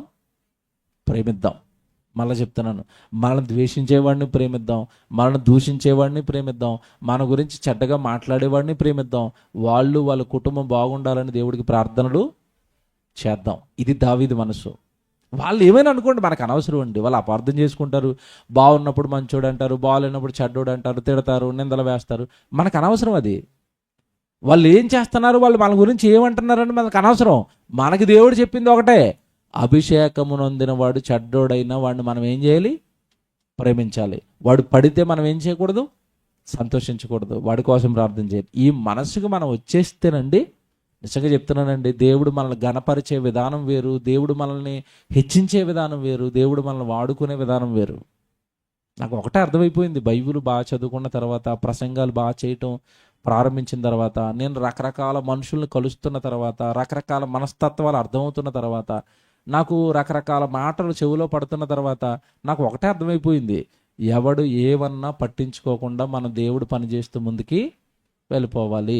ఈరోజు తిట్టినవాడు రేపు పొగుడుతాడు, ఈరోజు పొగిడినవాడు రేపు తిడతాడు. మనుషులు పొగడతారు మనకెందుకు, మనుషులు తిట్లు కూడా మనకెందుకు? ఏమంటే నేను మాట్లాడుతాను, వాళ్ళు పొగిడినప్పుడు మనం చప్పట్లు కొట్టుంటామా? లోపల బయటకు కొట్టాం, లోపల కొట్టుకుంటాం. ఆడు పొగిడినప్పుడు చప్పట్లు కొట్టినప్పుడు, వాడు తిట్టినప్పుడు ఏం చేయాలా? పోలేండి, తిట్టాడు మనోడే కదా, 2 నిమిషాలు ఇది. తిట్టాడు అని లోపల సైడ్ వేసావా, ఇంకంతే లోపల గ్యాసు, బీపీ, షుగరు, రాత్రి నిద్ర రాదు. అవసరమా? ఎక్కడైనా చిన్నదే ఆడు నన్ను అన్నాడట అని పక్కన వేసావా, రాత్రి నిద్రడదు, ఆరోగ్యం పాడైపోద్ది.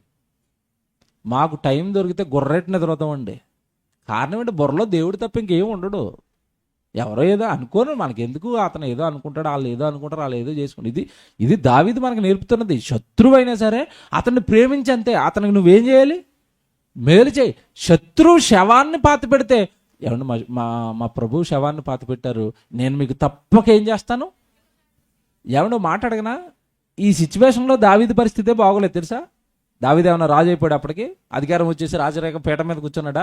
ఏదో అప్పుడప్పుడే లైన్లోకి వస్తున్నాడు. అప్పుడే అంటున్నాడు, నా పరిస్థితి బాగున్నప్పుడు నేను ఖచ్చితంగా మీకు ఏం చేస్తాను, ప్రత్యుపకారం చేస్తాను. వీళ్ళని గుర్తుపెట్టుకోండి. ఎవరు వీళ్ళు?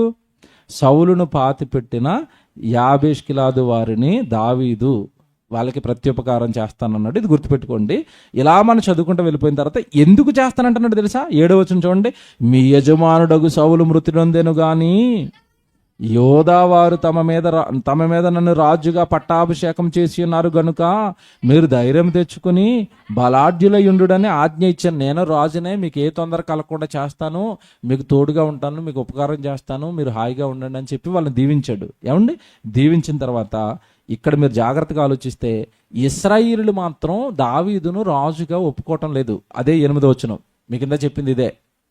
చాలామంది ఏమనుకుంటారంటే ప్రారంభం నుంచి దావీదు ఇద్దరికి రాజు అనుకుంటున్నారు. కాదు, ఇశ్రాయేలుకి ఒక రాజు ఉన్నాడు. అతని పేరు ఇష్బోషేతు అని ఉంటుంది. చూడండి 8వ వచనం చదువుదాం. నేరు కుమారుడగు అబ్నేరు అను యొక్క సౌలు యొక్క సైన్యాధిపతి. వీడిని గుర్తుపెట్టుకోండి, వీడి పేరు అండర్లైన్ చేసి పెట్టుకోండి. ఎవరి పేరు? అబ్నేరు. అబ్నేరుని గుర్తుపెట్టుకోండి. ఇతను సౌలు యొక్క సైన్యాధిపతి. సౌలు ఉండేవాడు కదా మొదటి రాజు, అతను సైన్యాధిపతి. దావీదుకు ఒక సైన్యాధిపతి ఉంటాడు, అతని పేరు యోవాబు. వీళ్ళిద్దరు మెయిన్ క్యారెక్టర్లు గుర్తుపెట్టుకోండి. నేను ఈ పేరు గుర్తుపెట్టుకోండి అన్నప్పుడు మీరు అక్కడ అండర్లైన్ చేసి టిక్ పెట్టుకోండి. ఎందుకంటే ఇలా చరిత్ర ముందు తగులుతూ ఉంటుంది మనకి. ఇతను ఎవరో మర్చిపోకూడదు మీరు. ఇతని క్యారెక్టర్ ఏంటో మర్చిపోతే అక్కడ ఏం జరుగుతుందో గుర్తుండదు. ఎందుకంటే చాలా మంది క్యారెక్టర్లు ఎంటర్ అయిపోతాయి ఇప్పుడు. ఓకేనా? ఒక తర్వాత ఒకడు, ఒకరి తర్వాత ఒకరి తర్వాత ఎవరెవరో క్యారెక్టర్లు వచ్చేస్తూ ఉంటారు. ఇతనెవరు అతనెవరు అని కన్ఫ్యూజ్ అయిపోతా ముందుకెళ్ళేసరికి. అందుకే మీరు ఇక్కడ ఏం రాసుకుంటారంటే అబ్నేరు అనగానే సౌలు యొక్క సైన్యాధిపతి అని రాసుకోండి. ఈ అబ్నేరు గురించి ముందో చరిత్ర ఉంటుంది. ఓకే, ఇది మనసులో పెట్టుకోండి. ఇతను ఏం చేశాడంటే, సౌలు చచ్చిపోయాడు గనక నేను దావీదును రాజుగా ఎందుకు అంగీకరించాలి? నా యజమానుడైన సౌలుకి ఒక కొడుకున్నాడు. అతని పేరు చెప్తున్నాడు చూడండి. సౌలు కుమారుడగు ఇష్బోషేతును మహానయమానుకు తోడుకొని పోయి గిలాదు వారి మీదను, అషేరీయుల మీదను, యజ్రాయేలు మీదను, ఎఫ్రాయిముల మీదను, బెన్యామీనుల మీదను, ఇశ్రాయేలు వారి మీదను రాజుగా అతనికి పట్టాభిషేకము చేసెను. వీడు చేశాడా? దేవుడేమో దావీదును రాజుగా చేశాడు. Note this. రాజును అభిషేకించింది, దావీదును అభిషేకించింది ఎవరు? దేవుడు. ఈ రాజును అభిషేకించింది ఎవరు? అబ్నేరు. అంటే మనుషులు అభిషేకించిన వాళ్ళు ఉంటారు, దేవుడు అభిషేకించిన వాళ్ళు ఉంటారు. Note this. ఎందుకు చెప్తున్నాను తెలుసా బలంగా? ఇది అందరు అభిషేకం పొందిన వాళ్ళు అని అనుకోకండి. ఇందులో కొన్ని దొంగ అభిషేకాలు ఉంటాయన్నమాట. అందుకు చెప్తున్నాను ఇది మీకు. మరి అతను అభిషేకం పొంది అతను రాజు అంటే దొంగలు ఉంటారు ఇందులో. అందరికీ మీరు అలాంటి విలువ ఇవ్వాల్సిన అవసరం లేదు. దొంగలు కూడా ఉంటారు, బోధకులు ఉంటారు. అందులో ఎవరు ఉంటారని బైబిల్ చెప్పింది మనకి? దొంగ బోధకులు ఉంటారు, అబద్ధ బోధకులు ఉంటారు, ప్రవక్తలు ఉన్నారు. అందులో ఎవరుంటారు? మళ్ళీ అబద్ధ ప్రవక్తలు ఉంటారు. పట్టాభిషేకం అనగానే ఆయో అతను అభిషేకమే, మరి ఇష్బోషేతు అభిషేకమే అని అనుకోకండి. ఈ దొంగ అభిషేకం ఇది. షార్ట్కట్లో ఎదిగిపోవడానికి వీడు ఏం చేశాడంటే, అసలు దేవుడి ఆజ్ఞ లేకుండా, దేవుడి దగ్గర ఏ విచారణ చేయకుండా, దేవా మరి ఇశ్రాయేలు మీద ఇతను రాజుగా పెట్టమంటావా అని అడిగారా వీళ్ళు? అంటే ఇప్పుడు మనుషులు అభిషేకించిన వాళ్ళు ఉంటారు. Note this. అందుకే కొత్త నిబంధనలోకి వెళ్ళేసరికి క్రైస్తవుడికి ఎంత జాగ్రత్తలు చెప్పాడంటే దేవుడు, మీరు ప్రతి ఆత్మను నమ్మక ఆయా ఆత్మలు దేవుని సంబంధమైనవో కావో పరీక్షించండి అన్నాడా? చూసారా? పరీక్షించుకోవాలి. దేవుని ఆత్మ, దైవపు ఆత్మ. ఈ అభిషేకం దేవుడిచ్చిందా, మనుషులు ఇచ్చిందా? దావీదుకు దేవుడిచ్చాడు అభిషేకం, కానీ ఇష్బోషేతుకి ఎవరిస్తున్నారు అభిషేకం? అబ్నేరు అనే సైన్యాధిపతి ఇచ్చిన అభిషేకం ఇది దేవుని అభిషేకం. ఈ అభిషేకం ఒకటి కాదు. That note this. ఓకేనా? బైబుల్ ఇంతలా చదువుకోవాలి, మోసపోకూడదు. రైట్. ఇప్పుడు వీడికి అభిషేకం అయిపోయింది. అభిషేకం అయిపోయి రాజు అయిపోయాడు. రాజు అయిపోయిన తర్వాత వీడు వేలేసాడు. ఎంతకాలం వేలేసాడు చూడండి.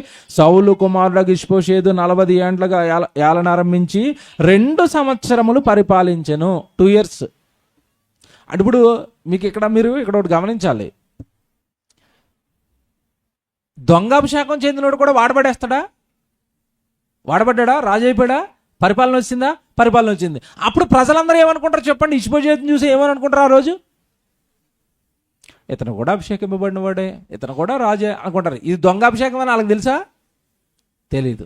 ఎందుకంటే దావీదుకి అభిషేకం ఇస్తున్నప్పుడు దేవుడు ఏం చెప్పాడంటే, నువ్వు యోధా వారి మీదను ఇశ్రాయేల్ వారి మీదను నువ్వు రాజు అవుతావు అన్నాడా, యోధులకే రాజు అన్నాడా? ఇద్దరికీ రాజు అన్నప్పుడు ఈ ఇశ్రాయేల్ మీద కూడా రాజుగా ఎవరిని పెట్టుకోవాలి? దావీదుని పెట్టుకోవాలి. కానీ అబ్నేర్ అన్నవాడు అన్యాయం చేసి అక్రమంగా చేసి అతన్ని ఎందుకు పెట్టుకోవాలి మనం రాజు కింద? మనం షార్ట్ కట్లో ఇంకో రాజుని పెట్టుకుందాం, షార్ట్ కట్లో ఇంకొక రాజుని తెచ్చుకుందాం. దేవుడే అభిషేకించాలి, మనమే అభిషేకం చేసేద్దాం. చూసారండి, ఇవన్నీ అక్రమాలు అనమాట. ఇవి క్రమాలు కాదు, ఇవి పద్ధతులు కాదు, ఈ దేవుడు పెట్టినవి కావు ఇవి చాలా ప్రమాదం. వీటిని గమనించుకుంటూ ఉండాలి. దేవుడిచ్చిన అభిషేకం నిలబడుతుందండి, దేవుడిచ్చిన స్థానం నిలబడుతుందండి, దేవుడిచ్చిన స్థితి నిలబడుతుందండి. మనుషులు ఉప్పొంగిపోయి మాకు మేమగా ఏదో తెచ్చుకోవాలని తెచ్చుకుంటే అది కొద్ది కాలం వీడు 2 సంవత్సరాలు పరిపాలించినట్టుగా అది పొంగినట్టుగా అలా పొంగి మళ్ళీ అలా సలారిపోద్ది, అంతే. ఏముండదు. అది మనుషుల అభిషేకం, ఇది మనుషులు అభిషేకించారు ఇతన్ని. రైట్, ఇతను 2 సంవత్సరాల పరిపాలన అయిపోయింది. తర్వాత చూడండి, అయితే యూదుల వారు దావీదు పక్షాన ఉన్నారు. దావీదు హెబ్రోన్లో యోధా వారి మీద ఏలిక కాలం అంతయు 7 సంవత్సరముల 6 మాసాలు. అంటే అటు యూదులనేమో దావీదు పరిపాలిస్తున్నాడు, ఇటు ఇశ్రాయేలునేమో ఇష్బోషెతు పరిపాలిస్తున్నాడు. ఓకేనా? ఇప్పుడు ఇద్దరు రాజులు ఉన్నారా? ప్యారలల్గా పరిపాలన జరిగిపోతుందా? జరిగిపోతుంది. జాగ్రత్తగా వినాలి. ఇప్పుడు ఏం జరిగిందంటే, కొద్ది కాలానికండి ఈ యూదులకి ఇశ్రాయేలులకి యుద్ధం. ఆ ఇష్బోషెతు సైన్యం, దావీదు సైన్యం, వీళ్ళిద్దరికి యుద్ధం. కిందదే 12వ వచనానికి వెళ్ళేసరికి 12వ వచనం అంతలో, నేరు కుమారుడు అబ్నేరు సౌలు కుమారుడు ఇష్బోషెతు సేవకులను హమానులోని బయలుదేరి గిబియోనుకు రాగా, సేరియో కుమారుడు యోవాబును దావీదు సేవకులను బయలుదేరి వారిని ఎదిరించుటకై గిబియోను కొలనుకు వచ్చిరి. వాళ్ళు ఒక చోట పరిపాలన చేస్తున్నారు, వీళ్ళు ఒక చోట పరిపాలన చేస్తున్నారు. వీళ్ళిద్దరికి యుద్ధం. మళ్ళీ ఇశ్రాయేలులకి యూదులకి, అంటే సొంత సహోదరులు ఇద్దరికి మధ్యలో ఏంటి ఇప్పుడు? యుద్ధం. ఈ యుద్ధంలోనండి ఇశ్రాయేలీలు నిలవలేకపోయారు, దావీదే గెలిచాడు. మీరు చదువుకుంటూ వెళ్ళిపోతాం, టైం అయిపోతుంది. 17వ వచనం. తరువాత ఆ దినము ఘోర యుద్ధము జరగగా అబ్నేరును ఇశ్రాయేలు వారును దావీదు సేవకుల ఎదుట నిలవలేకపోయిరి. ఎందుకు నిలవలేకపోతున్నారు వీళ్ళు? ఇందాక అదే నొక్కు చెప్పాను, ఇది దొంగ అభిషేకం. ఇది ఎక్కడ నిలబడుతుంది? షార్ట్ కట్లో రాజు అయిపోయి దేవుడు అభిషేకించిన రాజు ముందు నిలబెడతానంటే ఎందుకు నిలవనిస్తాడు దేవుడు? ఇప్పుడు ఎవరికి తోడుగా ఉన్నాడు దేవుడు చెప్పండి? మీకు అర్థమైందా ఈ అభిషేకం నిలబడతాను? స్టార్టింగ్లో ఎందుకు చెప్పాను? నేను దావీదుని అభిషేకించిన తర్వాత నోరు మూసుకుని దావీదుకి సరెండర్ అవ్వండి ఇశ్రాయేలులారా. మీరు మీ ఇష్టానుసారం రాజు నెట్టుకుంటే నేను తాట తీస్తానని ఆడు తాట తీసాడు దేవుడు. పరుగులు ఎత్తించాడు వీళ్ళని. దావీదు మంచోడు కనుక యోవాబు అనగానే దావీదు సైన్యాధిపతి. ఆ సేవకులు అందరికీ ఏం చెప్తాడంటే, బాబు మీరు ఎవరినైనా కొట్టండి, కానీ ఈయనకో పర్సనల్ ఫీలింగ్స్ ఉంటాయి లోపల. ఆయన మా ప్రభువు ఎవరు? సౌలు. ఎంత కాదన్నా మరి ఆడు దొంగోడైనా సరే నా మళ్ళా మా రాజు కొడుకు ఎవరు? ఇష్బోషెతు. మీరు ఎవరినైనా వేయండి కానీ ఆడు నెయ్యొద్దు అంటాడు దావీదు. ఇది అతి మంచోడండి బాబు దావీదు. నాకు అనిపించింది అతి మంచోడు, మంచోళ్ళల్లో అతి మంచోడు. మీరు ఎవరినైనా కొట్టండి, ఆ ఇష్బోషెతుని మాత్రం కొట్టద్దు, ఎంతైనా మా రాజు కొడుకు, నాకు ఆ ప్రేమ ఉంటుంది అంతే, మీరు అతను ఏం చేయొద్దు అన్నాడు. ఎవడైనా అంటాడండి ఇలాగా? మీరు ఆలోచించండి. ఓ పక్క తండ్రి తరిమాడు, ఓ పక్క కొడుకు తరుముతున్నాడు. తండ్రి పీడ పోయిందంటే మళ్ళీ కొడుకు కత్తెట్టుకుని వచ్చాడు. మీరు ఏమైనా చేయండి తప్ప ఆ కొడుకుని ఏం చేయకూడదు అంటున్నాడు. ఎవడైనా అంటాడండి ఇలాగా? నాకు రాత్రి నిద్ర పట్టకపోవడానికి ఇదే కారణం, పడుకుంటే దావిదే. అంటే ఇలాగ ఆలోచిస్తారా? ఇంత నీతిగా ఆలోచిస్తారా? ఇంత న్యాయంగా ఆలోచిస్తారా? ఇంత ధర్మంగా ఆలోచిస్తారా? దేవుడి కోసం ఇంతలాగా ఆలోచించగలుగుతారా? మీరు ఇష్బోషెతుని ఏం చేయకూడదు, అందరిని తరమండి, అందరిని కొట్టండి, ఆయన మాత్రం ఏమనకండి, పారిపోయేటట్టుగా చేయండి, అతను మీరు చంపడానికి కుదరదు అంటారు దావీదు. చంపలేదండి, ఇక్కడ యుద్ధం జరిగిందా? ఇంత పెద్ద హోరాహోరీ యుద్ధం జరిగితే ఏం జరిగిందో తెలుసండి? మీరు 24 చదవండి. యోవాబును అబీషైయును అబ్నేరును తరుముచు గిబియోను అరణ్యములోనికి గేనా ఎదుటికి అమ్మాయను కొండకు వచ్చిరి. అంతలో సూర్యుడు అస్తమించిన. ఇలా తరుముతుంటే ఆ ఇష్బోషెతు సైన్యం, అబ్నేరు ఏమంటే సేవకులు అందరూ పారిపోయి ఏమంటే పారిపోవటమే. మీరు 20 మళ్ళా పారిపోయి ఒక చోట ఆగి మళ్ళీ రిటర్న్ ఇంకోసారి యుద్ధం చేశారు. ఇదంతా అదే చదువుకోండి, పెద్ద ఇంపార్టెంట్ ఏముండదు, అందుకు ముందుకెళ్తున్నాను. వాళ్ళు పారిపోయి ఒక చోట కొంతమంది బలాన్ని తీసుకుని మళ్ళీ రిటర్న్ అటాక్ చేస్తారు. మళ్ళీ రిటర్న్ అటాక్ చేస్తే మళ్ళీ వెళ్తారు యోవాబు సైన్యం, దావీదు సైన్యం, మళ్ళీ తరుముతారు. ఎక్కడ 29 చదవండి. అబ్నేరును అతని వారును ఆ రాత్రి అంతా మైదానం గుండా ప్రయాణం చేసి యొర్దాను దాటి ఇత్రోను మార్గమున హైమానుకు వచ్చిరి. యోవాబు అబ్నేరును తరుముట మాని తిరిగి వచ్చెను. చూసారా, చివరికి అబ్నేరు అనేసరికి ఎవరని చెప్తున్నాను ఇందాక నుంచి నేను, ఇష్బోషేతు సైన్యాధిపతి. వాడిని కూడా చంపొద్దు, తరిమేండి అంటున్నాడు అంతే దావీదు. చంపొద్దు నాయన, ఎంతైనా మన సహోదరులు కదా వాళ్ళు, మన మీదకి వస్తున్న వాళ్ళు ఎవరు, సహోదరులు కదా. అమాలేకులు వచ్చినప్పుడు ఏం చేశాడు దావీదు, కండల కింద నరికాడు. ఇశ్రాయేలు వస్తే ఏమంటున్నాడు, చంపొద్దు నాయన, బెదిరించి తరవండి అంతే అంటున్నాడు. ఇక్కడ ఈ న్యాయం చూసారా, న్యాయం. మనవాళ్ళు కదా. అంటే ఈ భావం మనకు ఎవరి మీద పుట్టాలి చెప్పండి, ఈ భావం మనకు ఎవరి మీద పుట్టాలి, సాటి సహోదరుల మీద మనకి పుట్టాలి. మనవాళ్ళు కదండి, మన చర్చకు వచ్చేవాళ్ళు కదండి, మన సంఘస్థులు కదండి, మన ప్రభు కొరకు పనిచేస్తున్న వాళ్ళు కదండి, మనవాళ్ళు కదండి. ఎవరికి పుడుతుందండి, ఎవరికి పుడుతుంది ఇంత ప్రేమ, ఎవరికి పుడుతుంది చెప్పండి, మనవాళ్ళు అని ఎవరికి పుడుతుంది. నేను నిజంగా చెప్తానండి, హైదరాబాద్కి ఎవరు వచ్చినా సరే ఎవరికి ఫోన్ చేస్తారు తెలుసా, ఎవరు వచ్చినా, సేవకులు వచ్చినా, ఏదైనా పని మీద వచ్చినా నాకు వస్తుంది ఫోను, అన్నయ్య హైదరాబాద్లో దిగాం. నా వల్లనైనంత మట్టుకండి, వాళ్ళు ఎక్కడో దూరం నుంచి వచ్చినా వాళ్ళకి మనకి ఏ సంబంధం లేకపోయినా కేవలం దేవుడి ప్రేమ, దేవుని పిల్లలు, మనవాళ్ళు, సాధ్యమైనంత సహాయం చేసి పంపిస్తాను. మీకు విషయం తెలుసా, నేను 2 ఉన్నారు హైదరాబాద్లో. ఒకళ్ళనే మన సంఘానికి అప్పగిచ్చాను, ఇంకొకరిని వేరేలా హ్యాండిల్ చేశాను. ఇంకొక ఆయన వచ్చాడు హైదరాబాద్కి, ఆయనే నాకే ఫోన్ చేశాడు. నేను లేనన్నయ్య దూరంలో ఉండిపోతానని ఒక కుర్రోడిని ఇచ్చి అతను కొంచెం కార్లు ఎక్కించడం, బస్సులు ఎక్కించడం, భోజనం పెట్టించడం ఇచ్చి పంపించాను ఒక ఆయన్ని. ఒక అన్నయ్య ఏమో మన మధ్యలో ఉన్నారు, మీరు చూసుంటారు, మార్నింగ్ చెప్పారు వాక్యం, షడ్రక్ అని వచ్చారు, మీరు నిన్న వచ్చారు కదా, మీకు చూసుంటారు. మనవాళ్ళు అండి, మనవాళ్ళు. మళ్ళా చెప్తున్నాను, మనవాళ్ళు. ఏంటి మనవాళ్ళు అంటే, బాప్తిసం పొందారు, ప్రభు కొరకు సేవ చేస్తున్నారు, అలా బ్రతుకుతున్న వాళ్ళందరూ మనవాళ్ళు. మళ్ళా చెప్తున్నానే, ఈ భావన మీలోకి ఎప్పుడైతే వస్తుందో మీరు చచ్చిపోయి కన్నుమూసిన మరుక్షణం పరలోకానికి పోతారు.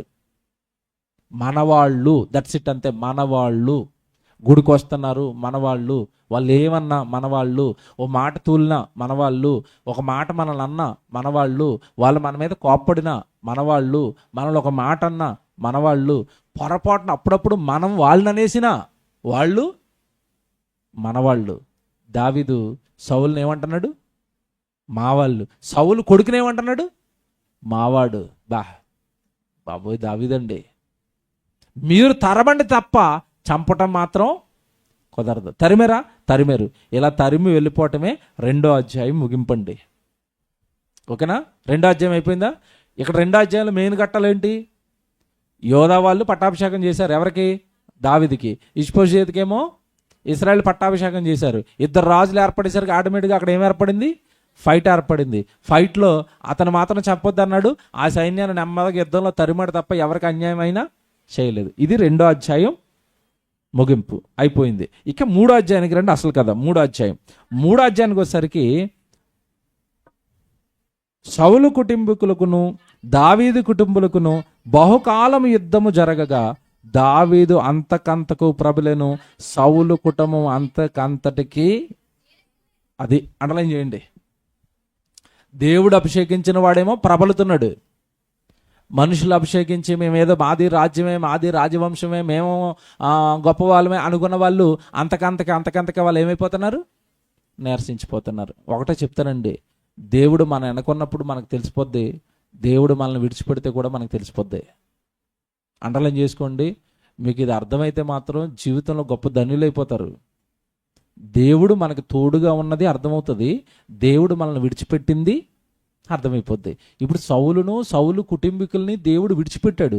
విడిచిపెట్టిన తర్వాత వీళ్ళు ఏం చేసినా ఏం జరుగుతుంది చెప్పండి, అక్కడ నీరసించిపోవటమే. ఎక్కడ ప్రయోజనం లేదు, ఎక్కడ గెలుపు లేదు, ఎక్కడ ఆనందం లేదు, ఎక్కడ సంతోషం లేదు. కారణం సౌలు కుటుంబాన్ని దేవుడు ఏం చేశాడు, విడిచిపెట్టాడు.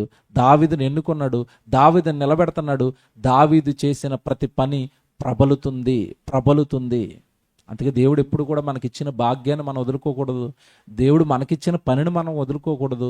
దేవుడి కంట్లో లేదా దేవుడు హృదయంలో ఒక చెడ్డ వ్యక్తులుగా మనం ఎప్పుడైతే పడతామో, ప్రేమించలేని వారిగా ఎప్పుడైతే మనం పడతామో, దేవుడు మనల్ని వదిలేస్తాడండి.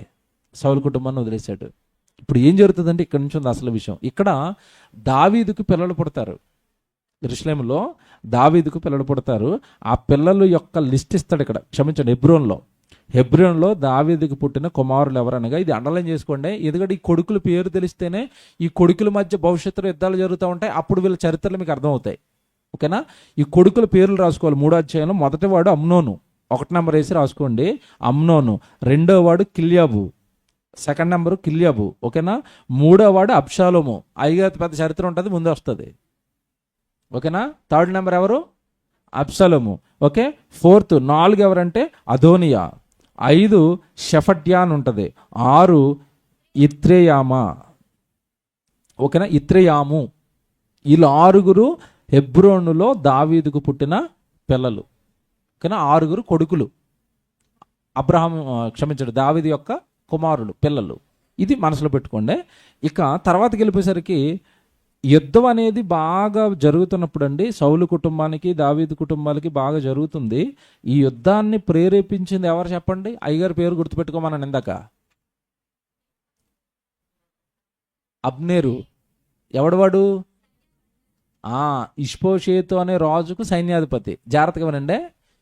ఎప్పుడు కూడానండి మనుషులు కట్టిన రాజ్యం ఎలా కూలిపోద్దో ఇప్పుడు చూపిస్తాను. ఇది దేవుడు కట్టిన రాజ్యం కాదు, అది అలా ఎవరు కట్టుకున్న రాజ్యం? అది మనుషులు కట్టుకున్న రాజ్యం. మనుషులు కట్టుకున్న రాజ్యానికి ఆడు రాజు, ఈడేమో సైన్యాధిపతి. అర్థమవుతుందా? ఇప్పుడు మనుషులు కట్టుకున్న రాజ్యానికి రాజు సైన్యాధిపతి అయితే ఈ రాజుకి సైన్యాధిపతికి గొడవ వచ్చింది. అంటే అబ్నేరుకి ఇష్బోషేతుకి గొడవ. ఎందుకంటే దేవుడు ఎక్కడ లేడో అక్కడ ఏమొస్తుంది? గొడవ. దేవుడు ఎక్కడ ఉంటాడో అక్కడ ప్రశాంతత, దేవుడు ఎక్కడ ఉంటాడో అక్కడ పని, దేవుడు ఎక్కడ ఉంటాడో అక్కడ సమాధానం, దేవుడు ఎక్కడ ఉంటాడో అక్కడ మనశ్శాంతి, దేవుడు ఎక్కడైతే ఉండడో అక్కడ గొడవలు, దేవుడు ఎక్కడైతే ఉండడో అక్కడ అల్లరి, దూషణలు. ఎవడు భయంకరంగా ఉంటుంది దేవుడు లేని చోట. ఇప్పుడు ఆ రాజ్యంలో దేవుడు లేడు. ఏ రాజ్యంలో? ఇష్బోషేతు రాజ్యంలో దేవుడు లేడు. ఏమంటే ఇక్కడ ఏం జరిగిందో తెలుసా? చిన్న గొడవ అండి. ఓ రకంగా చెప్పాలంటే ఇది ఇల్లీగల్ అఫైర్. ఇది ఏంటి ఇల్లీగల్ అఫైర్ అంటే, సౌలు ఉన్నాడు కదా, చచ్చిపోయాడు చూసారా సౌలు, ఆయనకు ఉపపత్ని ఉంటుంది. ఉపపత్ని అంటే తెలుసు కదా, భార్య ఉంటుంది మెయిన్. వాళ్ళకి దోషల్ని వీళ్ళు ఎవరిగా చేసుకుంటారంటే ఉపపత్నులుగా చేసుకుంటారు. ఆ ఉపపత్నిని ఈయన అనుభవించేస్తాడు ఈ అబ్నేరు అన్నవాడు. ఎందుకంటే తండ్రి చచ్చిపోయాడు కదా, కొడుకు ఏం చేస్తాడులే అని ఆ తండ్రి భార్య అయినా ఉపపత్ని, సౌలుకు ఉపపత్ని అయినా ఏమండి ఆవిడను ఈ అబ్నేరు అన్నవాడు అనుభవించేస్తాడు. ఇప్పుడు ఏ పోస్టు? ఇష్బోషేతుది రాజు. రాజు నేను ఇక్కడ ఉండగా నా తండ్రి భార్యను నువ్వు పాడు చేస్తావా, నీ సంగతి చెప్తాను రా అంటాడు అతను. ఎవరు? ఇష్బోషేతు. ఇతను రాజుగా నిలబెట్టింది ఎవరు? వాడే అబ్నేరు. ఆడేమంటాడంటే ఎల్లవా రాజుగా నేను చేశాను అంటాడు ఆడు. మీకు అర్థమైందా గొడవ ఎలాగొచ్చిందో? మనుషులు నిలబెడితే ఇలాగ ఉంటుంది. రాజుగా నేను చేస్తే నువ్వే నా మీద గొడవ కొత్తవరా, నేను ఎక్కువ మాట్లాడేవంటే నేను రాజుగా దింపేస్తాను అంటున్నాడు వీడు. ఎవరు? అబ్నేరు. ఇప్పుడు దేవుడు నిలబెట్టడానికి కూడా భయం ఉంటుందా? మనుషులు నిలబెడితే మేము లాగేసామంటే పడిపోతారు అని వీళ్ళు బెదిరిస్తారు, ఇంకా వాళ్ళకి తలొగ్గాల. బాగా బాగా బాగా ఆలోచించండి. మన క్రైస్తవ ఆత్మీయ జీవితాన్ని మనుషుల మీదో మనుషుల జీవితాల మీద కట్టుకోకూడదు. దేని మీద కట్టుకోవాలో తెలుసా? వాక్యం మీద కట్టుకోవాలి. మన జీవితాన్ని దేవుడు కట్టాలి, మనల్ని దేవుడు నిలబెట్టాలి, మనల్ని దేవుడు వాడుకోవాలి. అప్పుడు ఏ మనిషి మనల్ని ఏం చేయలేరు, పాడు చేయలేరు. మనుషులు మనల్ని నిలబెడుతున్నారు అనుకోండి, ఆ మనుషులకి మనకి గొడవ వస్తే మనం కూడా ఏమైపోతాం? పడిపోతాం. అందుకే ఇప్పుడు కూడా నేను చాలాసార్లు చెప్పానండి, మనం ఏ పని చేయాలన్నా అక్కడ దేవుడు ఉండాలి. మళ్ళీ చెప్తున్నాను, దేవుడిని పెట్టుకోండి. మీరు కుటుంబంలో ఏం చేయాలనుకున్నా, ఉద్యోగంలో ఏం చేయాలనుకున్నా, వ్యాపారంలో ఏం చేయాలనుకున్నా, ఏ పని చేయాలన్నా అక్కడ దేవుడిని పెట్టుకోండి. దేవుడు ఉండాలి, అక్కడ దేవుడు ఉండాలి, దేవుడు సహాయంతో వెళ్ళాలి. వివాహం చేసుకోవాలనుకుంటున్నారా? దేవుడు ఉండాలి అక్కడ. దేవుడు ఉండటం అంటే దేవుడు చెప్పిన వాక్యం. దేవుడు చెప్పిన వాక్యం ఉంటే వివాహం ఎలా జరుగుతుందంటే, ఏమండి మంచి అమ్మాయి అన్నా, వాక్యం నేర్చుకున్న అమ్మాయి అన్నా వచ్చిన తర్వాత ప్రభు సేవకు నాకు సహకరిస్తుందా? అక్కడ దేవుడు ఉన్నాడు. ఇలాంటి ఆలోచనలు ఉంటాయి. పెళ్లి చేసుకునేటప్పుడు నాకు సేవకుడు వచ్చి పెళ్లి చేయాలండి, పెళ్లి రోజు మీటింగులు జరగాలండి, దేవుడు ఉన్నాడు అక్కడ. ఆ పెళ్లి నిలబడుతుంది, ఆ బిడ్డలు బాగుంటారు, వాళ్ళ భవిష్యత్తు బాగుంటుంది, దేవుడు ఉన్నాడు అక్కడ. అలా ప్రతి విషయంలోనూ దేవుడిని పెట్టుకోవాలి. ఈ అబ్నేరు అన్నవాడు కానీ ఈ ఇష్బోషేతు అన్నవాడు కానీ దేవుడు మమ్మల్ని రాజ్యంగా కడతాడని దేవుడికి ఏమో లేదు. వీళ్ళకి రాజు అయిపోయాడు, ఆడేమో సైన్యాధిపతి అయిపోయాడు. వీళ్ళిద్దరికి గొడవ. మధ్యలో ఇప్పుడు ఎవరు లేరు తీర్చడానికి? దేవుడు లేడు. ఈడేమో వాడిని బెదిరిస్తున్నాడు, రాజేమో నోరు మూసుకున్నాడు. అమ్మ బాబు వీడికి ఎక్కువ మాట్లాడితే నన్ను రాజు కింద దింపేస్తాడు. మీరు చదివితే మతిపోయిద్ది. అది చదువుతారా? ఒక లైన్ చదువుతానే. 7వ వచనం. అయ్యా కుమార్తె అయినా రిష్పోయను ఒక ఉపపత్తి సౌలుకుండెను, నా తండ్రికి ఉపపత్ని యొక్క దారిని నీవెందుకు కూడుతివని ఇష్బోషేతు అబ్నేరును అడగగా, అబ్నేరును ఇష్బోషేతును అడిగిన మాట బహుగా కోపగించుకొని. చూసారా, నువ్వెవడరా నన్ను అడగడానికి అంటున్నాడు ఒక మాటలో చెప్తే. రికమెండేషన్ పోస్టులు ఇలాగే వీక్గా ఉంటాయండి. ఈ రాజు రకం పోస్ట్. ఏ పోస్ట్ ఇది? Recommendation post. నిలబెట్టినాడు బెదిరిస్తున్నాడు. నా మీదే నువ్వు ప్రశ్న అడుగుతావా? అది రాజు కదా, అడగడానికి లేదా? ఒరిజినల్ రాజు అయితే ఉంటుంది. ఈడే రాజు?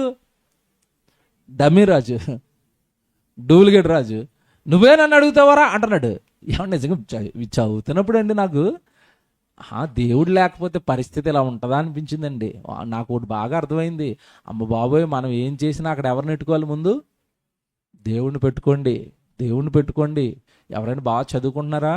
నేను ఈ చదువు బాగా చదివి ఈ చదువు నేను ఎవరి కోసం వాడాలి?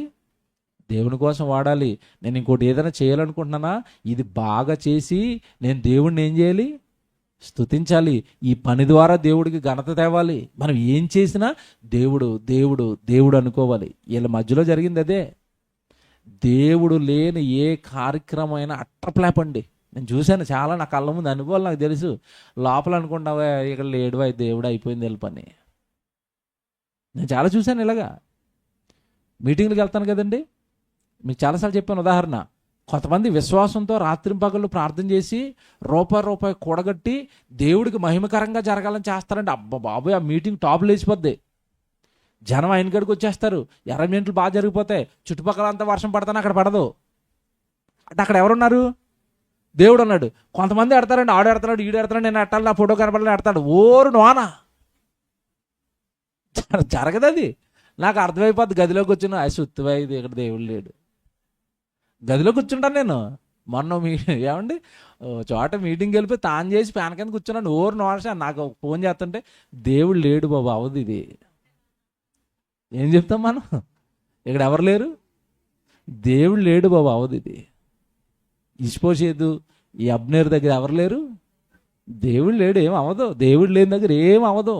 అందుకే ఎప్పుడు కూడా మనుషులుగా మనం తొందరపడి ఏమీ చేయకూడదు. అన్నీ ఎవరిని అడిగి చేయాలి? దేవా ముందు దేవుడిని పెట్టు. ముందు అక్కడ దేవుడిని పెట్టు. దేవుడికి అప్పగించు. కొంతమంది పెళ్ళిళ్ళు చేస్తారండి. పెళ్లి కార్డు మీద ఏమేస్తారంటే పరిశుద్ధ వివాహము అన్ని విషయములలో ఘనమైనది అంటారు. ఇదేమో కార్డు ఎలాగ ఉంటుంది, ఆడ పక్కన డీజే ఆడతాడు. ఒరే, పరిశుద్ధ వివాహానికి డీజే ఎందుకురా?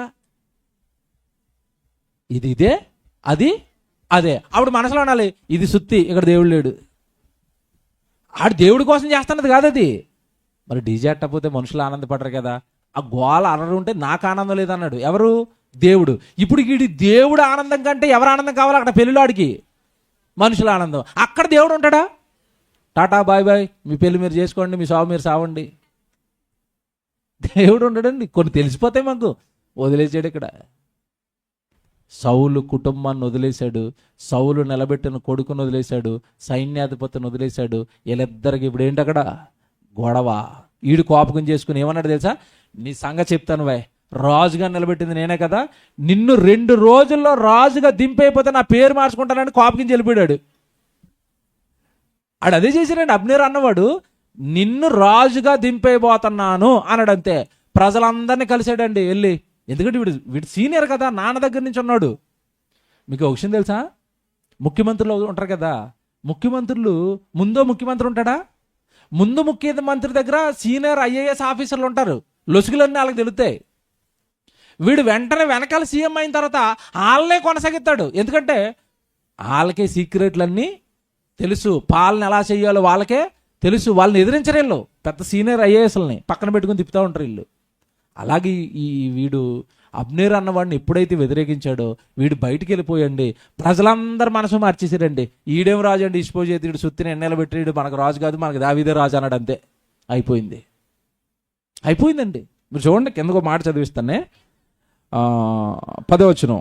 దేవుడు నాకు గొప్ప అపాయము కలుగజేయగాక, సౌలు ఇంటి వారి శవము కాకుండా రాజ్యమును తప్పించి దాను మొదలుకొని బెయేర్షెబా వరకు దావీదు సింహాసనమును ఇశ్రాయేలు మీద యోధా వారి మీద నేను స్థిరపరచెదను. కావున ఇష్బోషెతు అబ్నేరుకు భయపడి ఇక ఏ మాటయు పలుకలేక.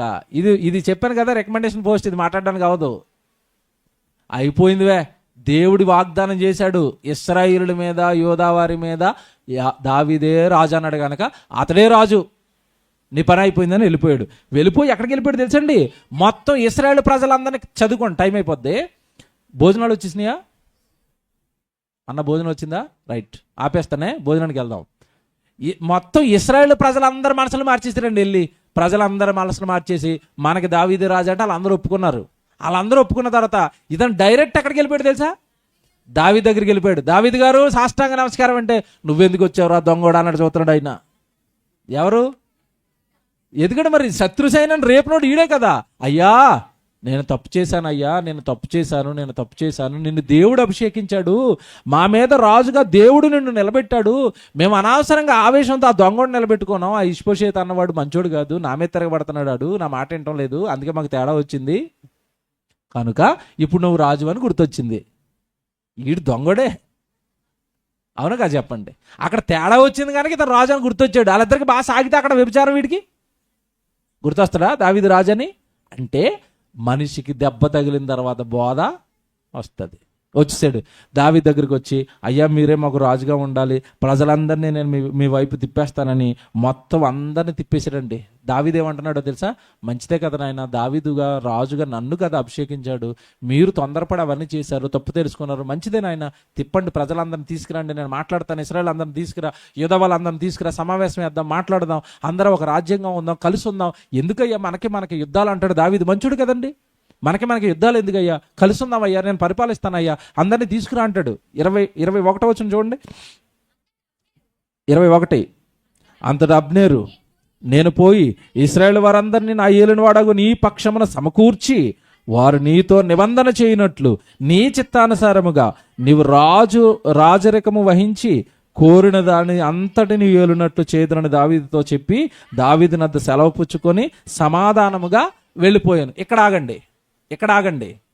ఈడు బాగానే వచ్చేసాడు. ఎవరి దగ్గరికి వచ్చాడు? ఇప్పుడు దావీదు దగ్గరికి వచ్చాడు.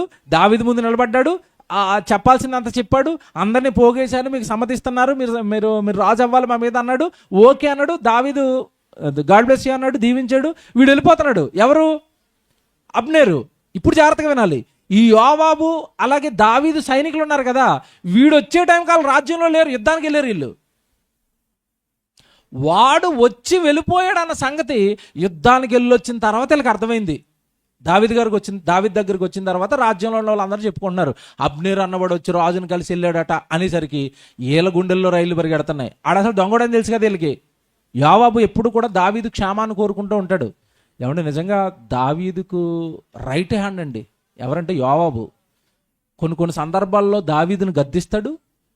ఎప్పుడు కూడా దావీదుకు అంటి పెట్టుకుని, అంటే దావీదుకు అసలు ఎలాంటి చింత, ఎలాంటి బాధ, ఎలాంటి డ్యామేజ్ జరగకుండా చూసుకుంటాడు. మళ్ళీ చెప్తానే, నాకు ఈ యోవాబు చాలా బాగా నచ్చాడండి. ఎంత బాగా నచ్చాడంటే, దావీదు అతి మంచోడు.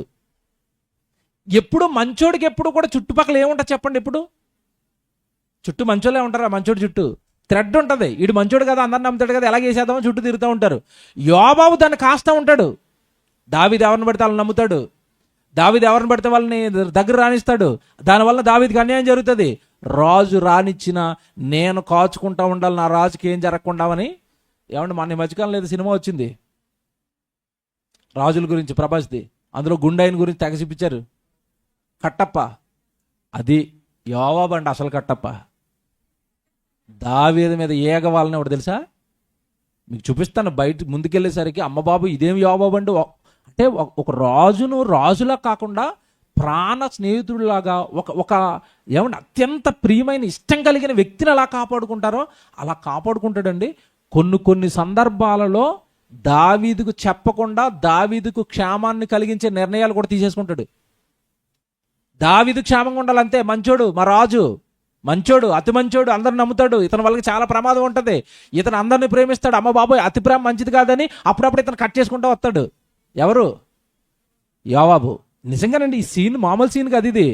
ఎప్పుడైతే ఈ అబ్నేర్ అన్నవాడు వచ్చిల్లాడో ఇతని గుండెల్లో రైలు పరిగెడుతున్నాడు, మంచోడు కాదు నా రాజుని ఏమైనా చేస్తాడేమో, అసలు వాడు మంచితనంతోనే వచ్చాడా ఇక్కడికి, నా రాజుకు మంచి చేయడానికే వచ్చాడా, ఎందుకైనా మంచిదాన్ని మళ్ళీ పిలవండి అన్నాడు. ఎవరిని? అబ్నేర్ అన్నవాడిని. అబ్నేర్ అన్నవాడు వెళ్ళిపోయాడండి. యోవాబు పిలిపించాడు అనగానే ఆడు మళ్ళీ పరిగెత్తుకుని వెనక్కి వచ్చాడు. వెనక్కి రాగానే ఏటువై మా రాజ్యానికి వచ్చావు, నువ్వు అసలు దొంగోడు, మా రాజుని చంపాలని చూస్తావు, మా రాజ్యాన్ని నాశనం చేయాలని చూస్తావు, నువ్వు ఎందుకు వచ్చావు ఎక్కడైనా మాట్లాడుతూ పొట్ల పొడి చేసాడు. మాట్లాడుతూ పొడి చేసాడండి పొట్ల. ఎందుకంటే మంచోడు కాదాడు, దావీదు నమ్ముతాడు. కానీ యోవాబు మాత్రం అబ్బే ఈడు చేస్తానన్న మంచి మాత్రం చేయడు. అక్కడ తేడా వచ్చింది కనుక మా రాజు దగ్గరికి వచ్చాడు. మా రాజు దగ్గర తేడా వస్తే ఆడికి డ్యామేజ్ చేసినాడు, రాజుకి చేయడండి. అది ఆలోచిస్తున్నాడు యోవాబు. అమ్మ వీడి క్యారెక్టర్ మంచిది కాదు, నా రాజు దగ్గర రానివ్వకూడదని మాట్లాడతాను రాబాబు అని కసుకుమని పడిచాడు పొట్టలో. చచ్చిపోయాడు. అబ్నేర్ అన్నవాడిని చంపేశాడు యోవాబు. ఎందుకు వచ్చావు మా రాజు దగ్గరికి, మా రాజు దగ్గరికి ఎందుకు వచ్చావు, మా రాజ్యంలోకి ఎందుకు వచ్చావు, నువ్వు మంచోడు కాదు. చంపేసిన తర్వాత చంపేశానన్న విషయం కానీ పిలిపించానన్న విషయం కానీ చాలా విషయాలు దావీదుకి చెప్పడండి యోవాబు. ఆ నోట యోవాబు అబ్నేర్ని వేసేసాడు అన్నట్టు రాజుకి తెలిసిపోయింది. ఎవరికి? ఊరే ఆడు మాట్లాడడానికి వచ్చారా, మీరెందుకు చంపేశారా అంటాడు ఆయన. ఎవరు? దావీదు. మీకు తెలియదు ప్రభు వాడు మంచోడు కాదంటాడు ఈయన. యోవాబు వాడు మంచోడా, అక్కడ డ్యామేజ్ జరిగింది కనుక అక్కడ తేడా జరిగింది కనుక నీ దగ్గరికి వచ్చాడు, నీ దగ్గర తేడా జరుగుతాడు, నిన్ను చంపేస్తాడు, మంచోడు కాదు, అలాంటి క్రిములను మా దగ్గర ఉంచకూడదు, మేము క్రిమి సంహారకం చేసామంటాడు ఈయన. ఆ డైలాగులు భలే ఉంటుంది తెలుసు, చదివితే అసలు అన్నీ చదివించాలి, అన్నీ చెప్పాలని ఉంటుందండి. అసలు ఈ సమయల్ గ్రంథం ఉంటుందండి. అబ్బాబ్బాబ్బా, క్యారెక్టర్లు ఒక్కొక్క క్యారెక్టర్ ఎలివేట్ అవుతుందండి, ఒక్కొక్క క్యారెక్టర్లో ఒక్కొక్క బ్యూటీ. యోవాబు అనేసరికి ఒక బ్యూటీ అండి, నిజంగా దావీదు అనేసరికి ఒక బ్యూటీ. వాళ్ళ క్యారెక్టర్లు, వాళ్ళ విధానాలు, వాళ్ళ మనస్తత్వాలు, ఒకరొకరు క్షేమాలు ఆలోచించే విధానం బాబా అసలు ముందుకెళ్ళబుద్ధి అవుతుంది. నిన్న గిద్యోంతో అంటున్నాను, బాబు ఇది అయ్యే పని కాదు, ఇది 24 గంటలు 24 అధ్యాయాలు సుత్తే గట్టిగా లాగితే 10 లాగుతామని చెప్పాను నేను. అదే జరిగేటట్టు ఉంది. ఇది వెళ్ళదండి, ఎంత మంచి సంగతులు బయటకు వస్తాయి తెలుసా, అక్కడే ఆగిపోతే ఎంత మంచి సంగతులు బయటకు వస్తాయి. ఇదంతా చదవాలి, కానీ నేను పొడిగా చెప్తుంటే నేను సంగతులు బయటకు వస్తున్నాయి చూసారా. యోవాబు అనేవాడు నా రాజు మీద ఏగవాడడానికి కుదరదు. నా రాజు, నా తర్వాత ఏమండి ఆ సౌలు చచ్చిపోయిన తర్వాత నా తండ్రి, నా దేవుడు అభిషేకించిన నా రాజు ఏగవాళ్ళతే ఊరుకొని అంటాడు అంతే. పిలిచి చంపేసిన తర్వాత దావీదు కోప్పడతాడండి. కోప్పడితే ఏమండు, ఇలా చేతులు కట్టుకుని నువ్వు తిట్టు బాబు, నీకు ఏం తెలియదు, నువ్వు మంచోడు తిట్టు అన్నట్టు ఉంటాడు అంతే. నువ్వు మంచోడు ఎవడైనా నమ్ముతావు, మేము వేసేస్తామంటాడు. చంపేశాడని చాలామందిని చూపిస్తాను చరిత్రలో. దావీదుకి డ్యామేజ్ చేస్తాడు అని ఏ డౌట్ వచ్చినా చంపేస్తాడండి యోవాబు. దగ్గరికి రానివాడు రాజు దగ్గరికి ఎవడిని. చంపేసిన తర్వాత ఏం చేస్తున్నాడు తెలుసా, ఓ మాట చదివిస్తాను, నవ్వుకుంటారు మీరు. 3వ అధ్యాయం కదా, 27 చదవండి. 27 అబ్నేరు తిరిగి హెబ్రోనుకు వచ్చినప్పుడు సంగతి ఎవరికీ వినబడకుండా గొమ్మమునకు నడుముగా ఏకాంతముగా అతనితో మాట్లాడవాలని యోవాబు అతను పిలిచాను. చూసారా, ఎవరికి తెలియకుండా పిలిచాడు చూసారా. ఇది సీక్రెట్ మ్యాటర్ అనమాట, చివరికి రాజు కూడా తెలియకూడదు. పిలిచి తన సహోదరుడు ఆసహేలు ప్రాణం తీసినందుకే అతని కడుపులో పడవగా అతడు చచ్చెను. ఆ తర్వాత ఈ సమాచారం దావీదుకు వినప్పుడు అతడు అనుకున్నది ఏమనగా, నేనును నా రాజ్యమును నేరు కుమారుడు అబ్నేరు ప్రాణము తీయుట విషయంలో యెహోవా సన్నిధి అన్నటికీ నిరపరాధులమే. ఈ దోషము యోవాబు మీదను అతని తండ్రికి పుట్టిన వారందరి మీదను మోపబడును గాక. దావీదేమన్నాడు తెలుసా, యోవాబు నాకు చెప్పకుండా ఈ మర్డర్ ప్లాన్ నువ్వే చేశావు, ఈ మర్డర్కి నాకు ఏ సంబంధం లేదు, ఈ మర్డర్కి సంబంధించిన కోపం దేవుడికి ఏమైనా వస్తే నీ మీదకి వస్తుందంటే ఆయన అన్నాడు, నా మీదకి రానివ్వండి పర్లేదు, ఇదేం మంచుడు కాదు. యోవాబు భలే ఉంటుంది తెరిచి చదివితే. అది కింద చూడండి ఏమంటాడు, 29 ఈ దోషము యోవాబు మీద అతని తండ్రికి 30 అలాగున యోవాబును అతని సహోదరుడైన అభిషేయును అబ్నేరును గిబియోను యుద్ధమందు తన సహోదరుడు ఆశాపేలును చంపిన దానిని బట్టి అతనిని చంపారు. వీళ్ళు ఏమనరండి, దావీదు తిడుతున్నా సరే ఏమనరు. ఇతనికి వీళ్ళకి ఇంకో చిన్న పర్సనల్ గిడ్స్ కూడా ఒకటి ఉంది. వీళ్ళలో ఒకరిని అబ్నేరు చంపేసాడు. అక్కడ యుద్ధం జరుగుతున్నప్పుడు, వీళ్ళిద్దరికి యుద్ధం జరిగింది కదా, వీళ్ళ యుద్ధం జరుగుతున్నప్పుడు ఈ యోవాబుకు సంబంధించిన ఒక అతను చంపేశారు వీళ్ళతను, ఆసాహేలు. అదొకటి ఉంది వీళ్ళకి లోపల. వీడు అసలే మంచోడు కాదు, మన ఆసాహేలను చంపాడు, ఇప్పుడు దావీదు దగ్గరకు వచ్చారు, దావీదుని చంపేస్తారేమో అని భయం, చంపేశారండి. దావీదు తిడుతున్నా సరే నో ప్రాబ్లం, మీరు తిట్టుకోండి, అది ఆడేమి మంచోడు కాదాడు, ఆడు దొంగోడే, ఆడిన అర్హంత కూడా మేము అందుకే చంపాం. ఏమనరు వీళ్ళు, రాజు తిడుతుంటే నోరు మూసుకుని ఉంటారు అంతే. ఇదండి చరిత్ర. ఇక్కడ అయిపోయిన తర్వాత చంపినందుకు తిట్టేశాడని, శుభ్రంగా తిట్టాడు దావీదు. తిట్టిన తర్వాత అండి, ఏమండి అతి మంచోడు అని ఎందుకంటున్నాను తెలుసా దావీదుని? ఆ చచ్చిపోయినోడు కోసం మళ్ళా పాట రాస్తాడండి, అబ్నేరు కోసం. ఎవడ చచ్చిపోయినా పాటలు రాయటమే, ఆడు దొంగోడు చచ్చిపోయినా పాట రాయటమే, ఆడు మంచోడు చచ్చిపోయినా పాట రాయటమే. మంచోడు బాబు నా దగ్గరకు వచ్చాడు, ఆడికి పాట పాడదాం బాబు. ఇదేంటండి అసలు దావీదు? చంపేయడానికి ఒకడు మటర్ ప్లాన్తో వస్తే, కీడు చేయడానికి ఒకడు వస్తే ఆడిని ఏమన్నా సైన్యాధిపతి చంపేస్తే, లేదు బాబు మీరు మంచోడిని చంపేశారు బాబు, వాడికి పాట పాడదాం బాబు, రండి పాట పాడదాం. ఇప్పుడు యోవాబు దావీదు పాట పాడుతుంటే చంపిన యోవాబుకి ఎలా ఉంటుందో తెలియదు. ఎలా ఉంటుంది మీరు ఊహించండి. నీకు తెలియదు బాబు, నువ్వు పాడుకో, నువ్వు మంచోడు, మా వల్ల అవ్వదు. అంతే కదండి, మంచితనానికి కూడా ఒక సహనం లిమిట్ ఉంటుంది కదా. దావీదు అతి మంచోడండి. అసలు ఏం దావీదండి బాబోయ్ దావీదు. కింద చదువుతారా, ఓ వచనం చదివిస్తానే. దావీదు 31, దావీదు మీ బట్టలు చింపుకొని గోనె పట్ట కట్టుకొని అబ్నేరు శవానికి ముందు నడుచుచు ప్రలాపం చేయడని యోవాబునకు అతనితో ఉన్న వారందరికీ, అతని శవాన్ని తీసుకెళ్ళాలి, మీరు బట్టలు చింపుకొని గోనె పట్ట కట్టుకుని అతని శవం దగ్గర, దొంగోడిని చంపేసినందుకు ఏమైనా సింపతి తెలియజేయమన్నాడు చెప్పు. చూడండి ఇతను. ఇంకో విషయం తెలుసా, రాజు కూడా నడుస్తాడండి శవం పేటికి చుట్టూ. మా అబ్నేరుని చంపేసుకున్నాం బాబు, అబ్నేరు మంచోడండి. శత్రువు యొక్క శవం చుట్టూ వెళతాడండి. శవం దగ్గర సామాన్యులుగా ఆడు పెట్టి చుట్టూ తను నడుచుకుంటూ వెళ్తాడండి. కింద చూడండి అక్కడ 32, రాజును స్వయముగా పాడె వెంట నడిచెను. అంటే శవం చుట్టూ ఎవరు నడుతున్నారు ఇప్పుడు? ఏంటండి దావీదు పాట రాస్తాడా, ఆ శవం చుట్టూ వెళ్తాడు. ఇతనికి ఏం పని అండి? రాజు కదండి, చచ్చినోడు అతి సామాన్యుడు కదండి, శత్రువు కదండి, చెడ్డోడు కదండి. చెడ్డోడైనా సరే బాబు, మనం అతనికి మంచి చేయాలి బాబు, అతనికి మంచి సమాధి చేయాలి బాబు, అతనికి పాటలు రాయాలి బాబు. అసలు నాకండి ఎల్ల బుద్ధి అవ్వట్లేదండి ముందుకి దావీదును విడిచి. ఎంత మంచితనం అండి, ఎంత ప్రేమ అండి మనుషుల మీద. వాడు మన అంతఃపురానికి వచ్చాడు ప్రభు, మనం అంతఃపురానికి వచ్చాడు. ఆడు చెడ్డోడే కానివ్వండి, నా దగ్గరకు వచ్చాడు, నిన్ను రాజుగా చేస్తానన్నాడు, నీకు మంచి చేస్తానన్నాడు. ఆడు చెడ్డోడైనా పర్వాలేదు, నా దగ్గరకు వచ్చి శరణు కోరి నీకు మంచి చేస్తానన్నాడు కనుక ఆడికి నేను పాట రాస్తాను అంతే. మీరు చంపుకోండి, మీరు ఏమని చేయండి, నాకు అనవసరం, నేను దావీదుని అంతే, నా పేరు దావీదు. ఎలాగున్నాడు?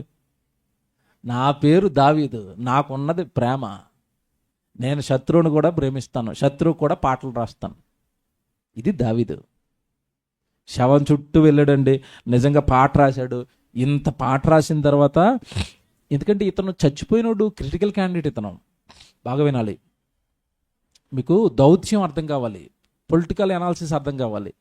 పొలిటికల్ అనాలిసిస్లో ఎలాగ ఉంటుందంటే, కొంతమందికి బాధగా ఉంటుందేమో, ఉదాహరణ చెప్తే కానీ చెప్తాను బాబు, లైవ్లో ఎడిట్ చేసుకో దీన్ని. జగన్ అధికారంలో ఉన్నప్పుడు చంద్రబాబు నాయుడు గారిని అరెస్ట్ చేశారా? అరెస్ట్ చేయడం వల్ల అతని మీద అందరికి ఏం కలిగింది? జాలి కలిగి, అయ్యో ముసలాయన అరెస్ట్ చేశారండి, ఓటు గుద్దుదామని ముసలమ్మలు అందరూ ఓటు గుద్దారు. దెబ్బకి ఈయన పక్కకు పోయాడు, ఆయన రాజ్యంలోకి వచ్చాడు. ఇది దౌత్యం, ఓకేనా? ఈ పొలిటికల్ అనాలిసిస్. ఇప్పుడు ఈ చచ్చిపోయిన అబ్నేర్ ఎవరు? ఇశ్రాయేలీలు అందరినీ కూడా ఒక తాటి మీద నడిపించగలిగిన వ్యక్తి. ఇతడు ఏ రాజును పెడితే ఆ రాజును వాళ్ళు అంగీకరిస్తారు. మీకు అర్థమవుతుందా? చచ్చినోడు సామాన్యుడు కాదు. దావీదు ఎప్పుడైతే అతనికి మంచి చేశాడో, పొలిటికల్గా ఆలోచించిన వాళ్ళందరూ అలా ఆలోచించారంటే, ఏమండి దావీదు గనక మనకి మంచి చేసే మన క్యాండిడేట్ అబ్నేరు, ఇశ్రాయేల్ అందరూ ఆలోచిస్తున్నారు, మన క్యాండిడేట్ కదా అబ్నేరు, మనకి దావీదు గనక పగ ఉంటే చంపేసి వదిలేసేవాడు కదా, అతనికి పాటలు ఎందుకు రాస్తాడు, అతని శవం చుట్టూ ఎందుకు తిరుగుతాడు, దావీదు మంచోడేనండి, ఆ యోవాబు వాళ్ళు ఏదో చేశారండి, దావీదు మంచోడేనండి అన్నారు అంతే. ఇప్పుడు ఈ పని చేయటం వలన ఇశ్రాయేల్ అందరిలోనూ దావీదుకి ఏం పెరిగింది? వాళ్ళ సొంతోడిని చంపేసినా పాట పాడి సమాధి చుట్టూ తిరిగినందుకు ఏమైనా దావీదు మంచోడండి, ఆ వెనకాల ఉన్న వాళ్ళు దొంగ ఏదో చేశారండి, మన దావీదు మంచోడేనండి. ఎంత బాగుంది, ఎంత బాగుందండి. అంటే మనం అప్పుడప్పుడు శత్రువుకి మంచి చేయటం వలన మనకి ప్రజల్లో మంచి పేరు, మంచి ప్రేమ మనకి దక్కుతుంది. ఆడి శత్రువు అని నేను అలాగే చేస్తానండి అంటే ఆడికి నీకు తేడా ఏముందని ఈడు అలాంటి వాడని వదిలేస్తారు. మరలా చెప్తున్నానే, దావీదు ప్రజల గుండెలలో నిలిచిపోవడానికి ఇవేనండి కార్యాలు. మీరు ట్రై చేయండి. మళ్ళీ చెప్తున్నానండి, కనీసం దావీదులో బతకడానికి ట్రై చేయండి.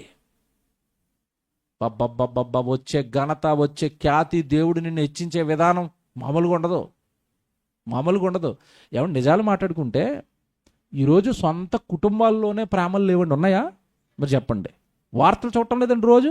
తల్లిని చంపేశాను ఒకడు, తండ్రిని చంపేశాను ఒకడు. నేను ఒక నెక్కరగాడు కత్తెట్టుకుని వచ్చాడు వాళ్ళ పెద్దమ్మని నరికేసి పోలీస్ స్టేషన్కి. చూసారా వార్త? మొత్తం వాట్సాప్లో తిరిగింది. వాళ్ళ పెద్దమ్మని ఆస్తి కోసం ముక్కల కింద నరికి బొండాలు కత్తాడు అట్టుకుని వచ్చి సార్ అని అలాగే ఇసురుతున్నాడు పోలీసు వాళ్ళ ముందు. అమ్మ నాయన, ఆడేం మనిషి అర్థం అవ్వలేదు నాకు. పోలీసు వాళ్ళ ముందు కత్తి అలాగేసి చంపేశాను సార్ అన్నాడు. ఎరా చంపేసావు? నరికేసానండి, ముక్కల కింద వేసాను, మా పెద్దమ్మని అక్కడ పలానా చోట వేసాను, ఇదిగో కత్తి అంటున్నాడు. ఏంటి పెద్దమ్మని నరికేస్తావా? పెద్దమ్మనే.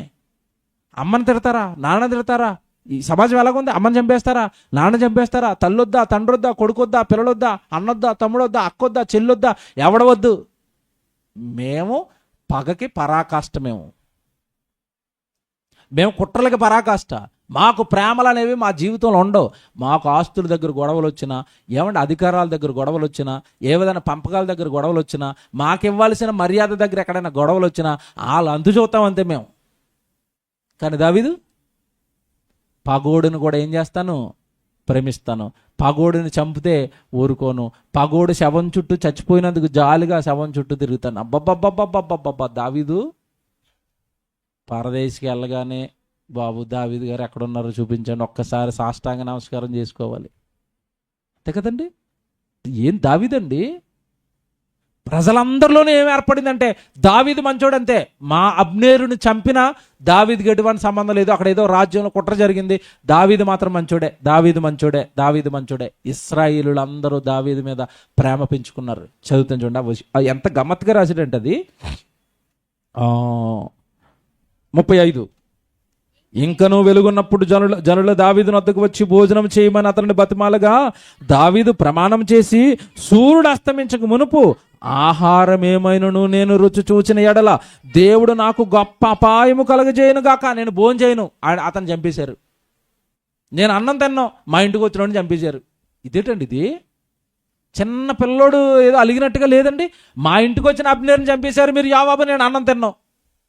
ఇంకా యోవాబుకు ఉంటుందండి, మా రాజు అన్నం తింటలేదు బాబు, నీకు దండం పెడతాను బాబు, నీకు కాళ్ళు పెట్టుకుంటాను బాబు, అన్నం తిని బాబు. ఆయన యోవాబు చూసారా, నేను అన్నం తిన్నాం, మీరు అబ్నేరుని చంపేశారు, నాకు చెప్పకుండా చంపేశారు, మంచోడిని చంపే.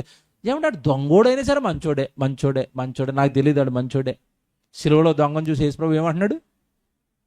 అందరూ దొంగోడు అంటే యేసుప్రభు ఏమంటున్నాడు? ఊరుకుండా ఇతను మారిపోయాడు, మంచోడు, దొంగ, వెళ్ళిపోతాం మనం ఎక్కడికి. అదండి దైవత్వం ఉంటే అందరిలోనూ కూడా ఎవరు కనపడతారు తెలుసా మనకి? మంచోడండి, ఏదో అలాగా చేశారండి. ఏమన్నా నిజంగా జాన్సనానికి అన్యా ఆడు అలా చేస్తున్నాడు, ఊరుకో బాబాడు మంచోడే బాబు, తెంగరాసలు వేస్తాడు బాబు, ఏమనుకు బాబు. ఏంటండి జాన్సన్ మీ గురించి ఎలాగన్నా? అంటాడు బాబు, ఆడు మంచోడే బాబు, అప్పుడప్పుడు తిడతాడు బాబు, ఏమంటాం బాబు, అన్నముద్ద తిడదాం, నోరు మూసుకుని తిట్టినోడు ప్రేమిస్తాడు, అన్నం పెడదాం వాడికి తీసుకురా అంటాడు. ఇదేంటండి ఇది? బుర్ర పాడైపోయింది. బైబిల్లో దావీదు కళ్ళ ముందు యేసు ప్రభు నేను తిరిగిన జాన్సన్ అన్న బుర్ర పాడైపోయింది. ప్రేమ ప్రేమ ప్రేమ ప్రేమ ప్రేమ. ట్రై చేయండి, ప్రేమించడానికి ట్రై చేయండి, పరలోకం పోతాం. ఎందుకంటే బైబిల్లో, మరలా చెప్తున్నాను, ఇది అండర్లైన్ చేసుకోండి, బైబిల్లో నీకు భాష ఉన్నా, భాషలు చెప్పే వరం ఉన్నా, నీకు జ్ఞానం ఉన్నా, విశ్వాసం ఉన్నా, అన్నిటికంటే టాప్ ఏదన్నా చెప్పండి బైబిల్లో? ప్రేమే టాపు. హై పొజిషన్ అదే. భక్తుడికి హై పొజిషన్ అదే. ప్రేమ ఉన్నవాడే అసలు సిసలైన భక్తుడు. ప్రేమించండి అంతే. ప్రేమ అన్నివ్వండి, అనుకోనివ్వండి, తిట్టనివ్వండి, ఏదైనా చేసుకోనివ్వండి, ఏమైనా చేయనివ్వండి, దేవుడు మనకి తోడుగా ఉంటాడు. ప్రేమించిన వాడికి దేవుడు తోడుగా ఉంటాడు. ఇక్కడ విషయం తెలుసా? దావీదు అందరినీ ప్రేమిస్తాడు, అందరినీ నమ్మేస్తాడు. దావీదుకి ఏ కీడు జరుగుతుందనో పక్కన కత్తినెట్టాడు. కత్తి ఎవరు చెప్పండి? యోవాబు తీసుకునే నిర్ణయాలు దేవుడికి తెలియవంటారా? మా కొడుకు బాగా మంచోడు ఆయన, అప్పుడప్పుడు అబ్నేరు, నువ్వు అబ్నేరు లాంటి వస్తే వేసి పడేస్తా ఉన్నాయన. ఇతనికి అప్పగించాడు ఆ పోస్ట్. ఎవరికి? అది దేవుడు అంటే. దేవుడు పిచ్చెక్కిపోతాడు తెలుసా? నా కొడుకు బాగా మంచోడు ఆయన, నోట్లో ఏలు పెట్టిన కొరకడు రాడు, చీడొచ్చి వేసేస్తాడు రా, యోవాబు నువ్వు కొంచెం చూసుకొని ఆయన అప్పుడప్పుడు చెలిపేస్తా ఉండు బండాలు ఏమన్నా వస్తే. చాలామందిని లేపుతాడు, చూపిస్తాను ఇప్పుడు నేను. లేపడు. లేపగానే ఇశ్రాయేలు అందరిలోనూ దావీదు మంచోడండి. అన్నమే తింటలేదండి మహానుభావుడు. అబ్నేరు చచ్చిపోయినందుకు అన్నం తింటలేదండి. ఎంత మంచి దావీదండి. ఇశ్రాయేలు అంటారు చూడండి కింద ఆ వచనం చూడండి, ఆ వచనం చెప్పమ్మా. అది 36. జనులందరూ ఆ సంగతి గ్రహించినప్పుడు సంతోషించిరి. రాజు చేయని అంతయు జనుల దృష్టికి అనుకూలమైనట్లు అది వారి దృష్టికి అనుకూలమైనను. నేరు కుమారుడని అబ్నేరును చంపుట రాజు ప్రేరణ వలన అయినది కాదని అడలం చేయండి. ప్రజలందరికీ ఏమర్థం?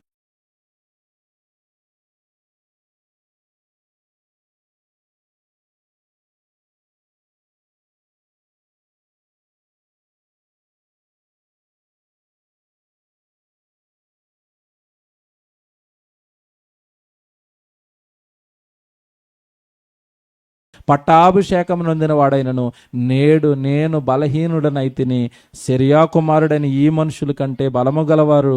అతడు జరిగించిన దుష్కీలను బట్టి యెహోవా కీడు చేసిన దానిని బట్టి ప్రతి కీడు చేయునుగాక. నాకేం సంబంధం లేదు, యోవాబు చేశాడు, నీకు యోవాబుని దేవుడు చూసుకుంటాడు అన్నాడు. అయిపోయింది. ఎన్ని అధ్యాయాలు అయ్యాయి? ఎన్నైనా? టైం 2:30. ఆకలేస్తున్నాను వాళ్ళు చేయొద్దండి. అన్నం తినేసి కూర్చుందామా? అన్నం తినేసి కూర్చుందాం. పైన దేవుడి చిత్తం, కింద మీ శరీరాల చిత్తం. అవి కొనకుండా ఉంటే, అవి గట్టిగా ఇప్పుడు అసలే అది బిర్యానీ, గోంగూర బిర్యానీ, అవి తిని ఊగకుండా ఉంటే అన్నీ కంప్లీట్ చేస్తాను. టైం అయిపోయింది కదా, అన్నం తినేసి కూర్చుందాం. సాయంత్రం వరకు కూర్చోవచ్చు అన్నం తింటే. ఓకేనా? మనకి 3 అధ్యాయాలు సమాప్తం. ఇక్కడ గుర్తుపెట్టుకోండి, అబ్నేరుని చంపినందుకు దావీదు బాధపడుతున్నాడు.